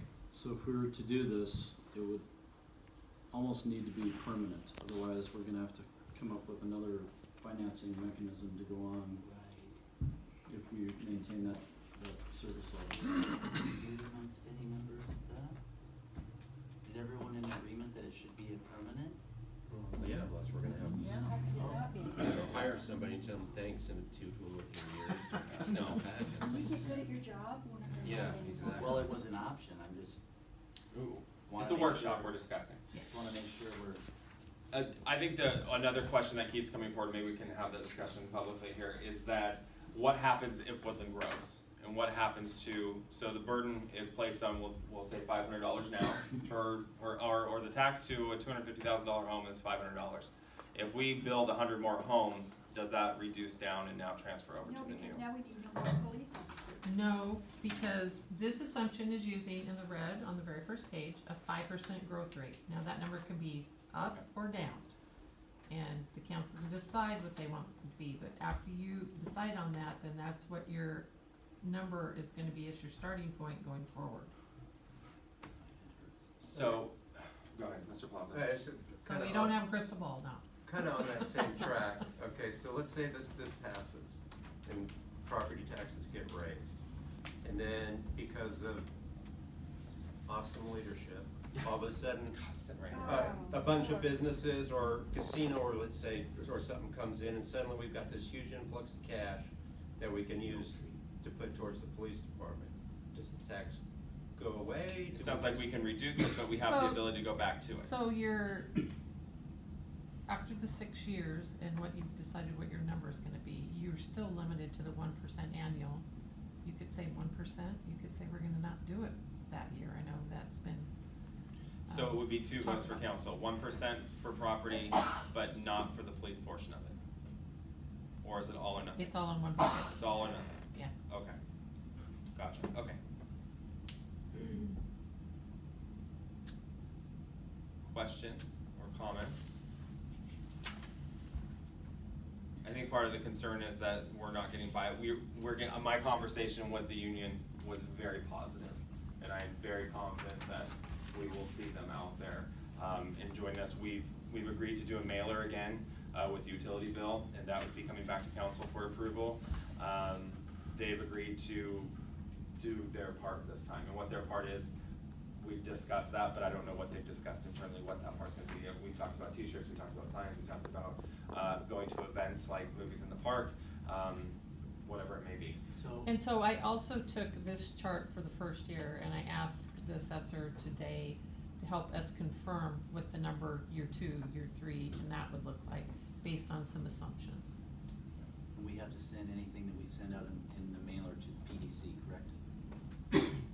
Yes. Right, so once council determines that there is a ballot measure, anything we do from that point can't, Can only be information. it has to be fact-based. It can't support the ballot measure, it can't oppose the ballot measure. Elected officials are able to go out and, state your mind any way you see fit. Staff are precluded to some degree and must stick to that factual basis. Now, with relation to the association members, they're, will want to run this through legal to make sure we keep everyone on the right side of the law, but on your own time, not using any city resources or making any affiliation with the city, you can go out and lobby for or against a ballot measure. We're going to be looking at that to make sure the officers are in a good position to do that on their own time without any city resources at all, but it is something we have to be careful about. So we can't roll a police car over to the park and use that as a prop. They can't be in uniform if they're out there lobbying. They could have a table next to it with the WBOA logo on it, wearing a shirt and passing out The information. association can take. The police car may just be there, but their table of them discussing about the ballot measure. I know. No, it's not associated, it's like a festival. So, There's ways. so yeah. And I did have that discussion So with them the- about their own time. Some of the direction we need is, are we looking at 2 officers and 1 sergeant? Is that what the council wants? Are we looking at a guesstimate of a 5% growth rate, or do we want that number to change? Mr. Goddard would probably. And are we looking at the permanent versus the temporary? Well, I think some of that has, I guess for me, some of that depends on how you're gonna use your sergeants if you have an administrative sergeant. If you have an administrative sergeant, are you gonna have both sergeants out on the road? Because if that is the case, you're gonna increase your coverage immediately. So I can tell you that Chief and I have had that conversation, and that's why he's advocating, because I was advocating for a or an exempt employee, more like a captain, sort of in between, more of a leadership role, and he is pushing for the additional sergeant, the administrative sergeant role, because it will push the sergeant that's with him now back onto the road for better coverage, but then also to help cover shifts if somebody calls in sick or is on vacation, that sergeant can now go out and cover calls and work the road. You could probably speak to that a little bit more. No, I mean, you pretty much nailed it. It I've allows talked the to the reduction chief of overtime too. dollars. Yeah, I've talked to the chief too, and that's what he's suggesting, the 2 officers and, 2 officers and 1 sergeant. And that way, if you have an administrative sergeant, he would be the guy in the office that answers citizens' questions, takes citizens' complaints right there on the spot, because you need to get a written statement from them at the time. Goes through the paperwork, goes through the reports, does all the paperwork side, so the 2 sergeants that are doing that now, they can be out there backing up their guys. If there's a call that they need a supervisor for, he's on the spot. So it would be an effective way of doing it. You know what always amazed me during my ride-alongs with the police department is the amount of time it takes to process someone who is a DUI suspect. We're talking sometimes 3 to 4 hours. Like, I can remember it happening once, and I'm like, well, I think I'm just gonna go home now, because it's 4 hours with this individual. through the entire process. And to remove, and in some instances, we're removing our officer out of the city, and there's nobody here to cover. Because they're in Longview or Kelso, processing someone through that process. It's a lengthy process, and it happened, I went on a ride-along during Planners Day, and it happened. It took our officer off the road for 3.5 hours. And if you don't do it properly, they get off. They do. It's all for naught. Yeah. But there's additional time spent in court for the officer. And the problem with that too is while he's in there processing, if a high priority call, a assault in progress, or robbery in progress, or a rape or something happens, and there's not another officer on, what do you do with that guy? You cut him loose so you can respond to this other thing? You can't take him with you. Yeah, and So- I don't think you can legally. You can't leave him in for our, more than 10 minutes. Yeah. Unsupervised. So they would definitely, yeah, another guy on each shift would definitely be a good thing. Absolutely. Okay.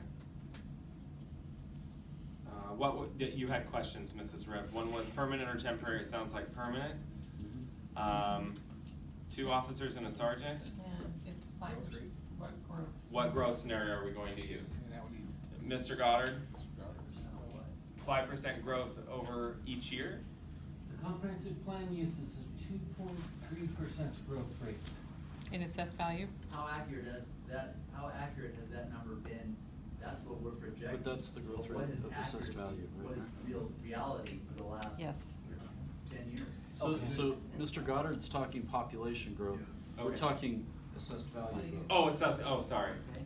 See, you start talking about it, I immediately go to Travis. So they put in your 5% increase to Absolutely. assessed value and voter approved 3% increase to levy limit.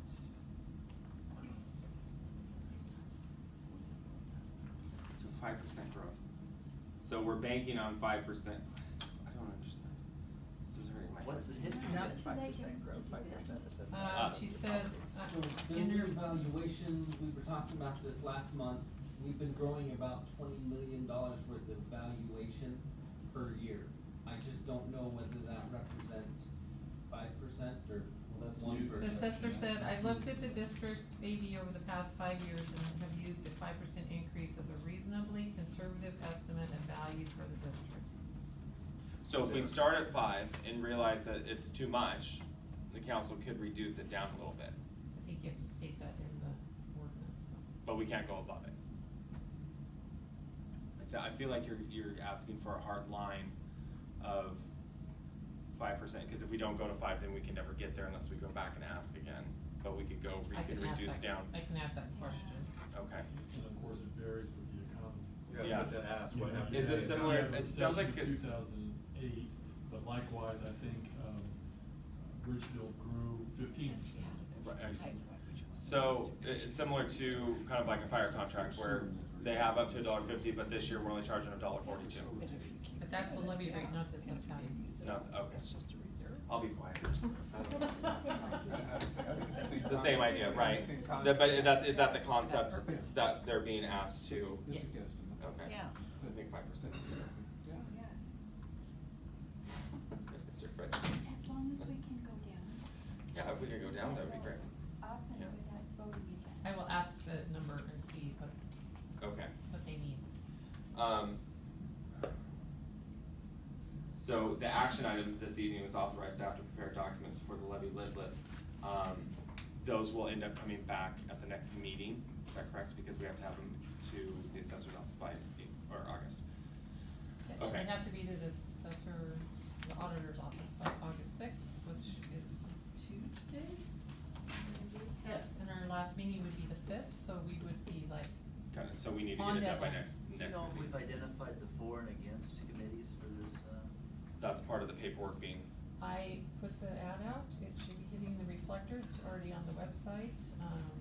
In the reflector, do they put that in the back in the legal section, or is that It's in in the a spot where classified people ad. actually- Okay, How long do we look at that? small print. when I spoke with the association too, I explained to them they were gonna have to help assist with that. And there's So also, they're aware of that yeah, as well. there's also deadlines on that, it says that in the ad itself too, Okay. so And we did one before. And we feel confident that this is enough time to get this done? November. It just seemed like you remember the school district tried for years to get us to build a new high school, for years. And how many times did that get voted down? Many times. And I'm just. Well, we missed it by 12 votes last time, and with no engagement. I know. This is the same timeline that the fire department would use. Fire department would be getting outreach about now, towards the end of the middle of the month, if we were going to do an annexation.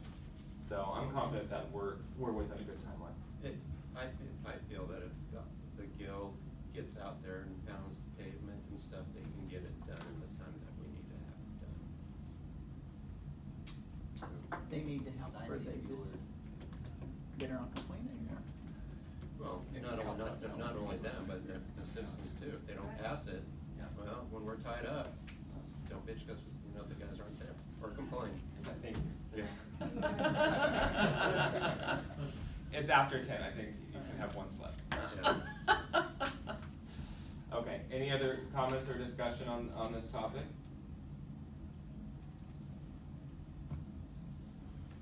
Okay.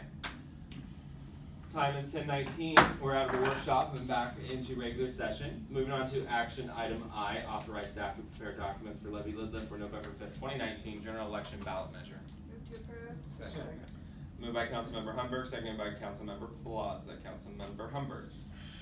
I think we just talked about it, no comment. Mr. Plaza. Further discussion? Will the clerk please take a vote on action item I? Councilmember Plaza? Aye. Councilmember Frederick? Aye. Councilmember Graham? Aye. Councilmember Chapman? Aye. Councilmember Humbyrd? Aye. Councilmember Benjamin? Aye. Councilmember Rounds is left. Oh, I was like, what, I'm missing one. And Councilmember Ross Scott. All right, action item I has passed 6-0. I just want to say before we adjourn this evening, it has been a pleasure serving with you this evening. Thank you so much for all that you do. I'm not a coffee. What was in my coffee? Chair will accept a motion to adjourn. Move to adjourn. All in favor? Aye. All opposed? 10:20.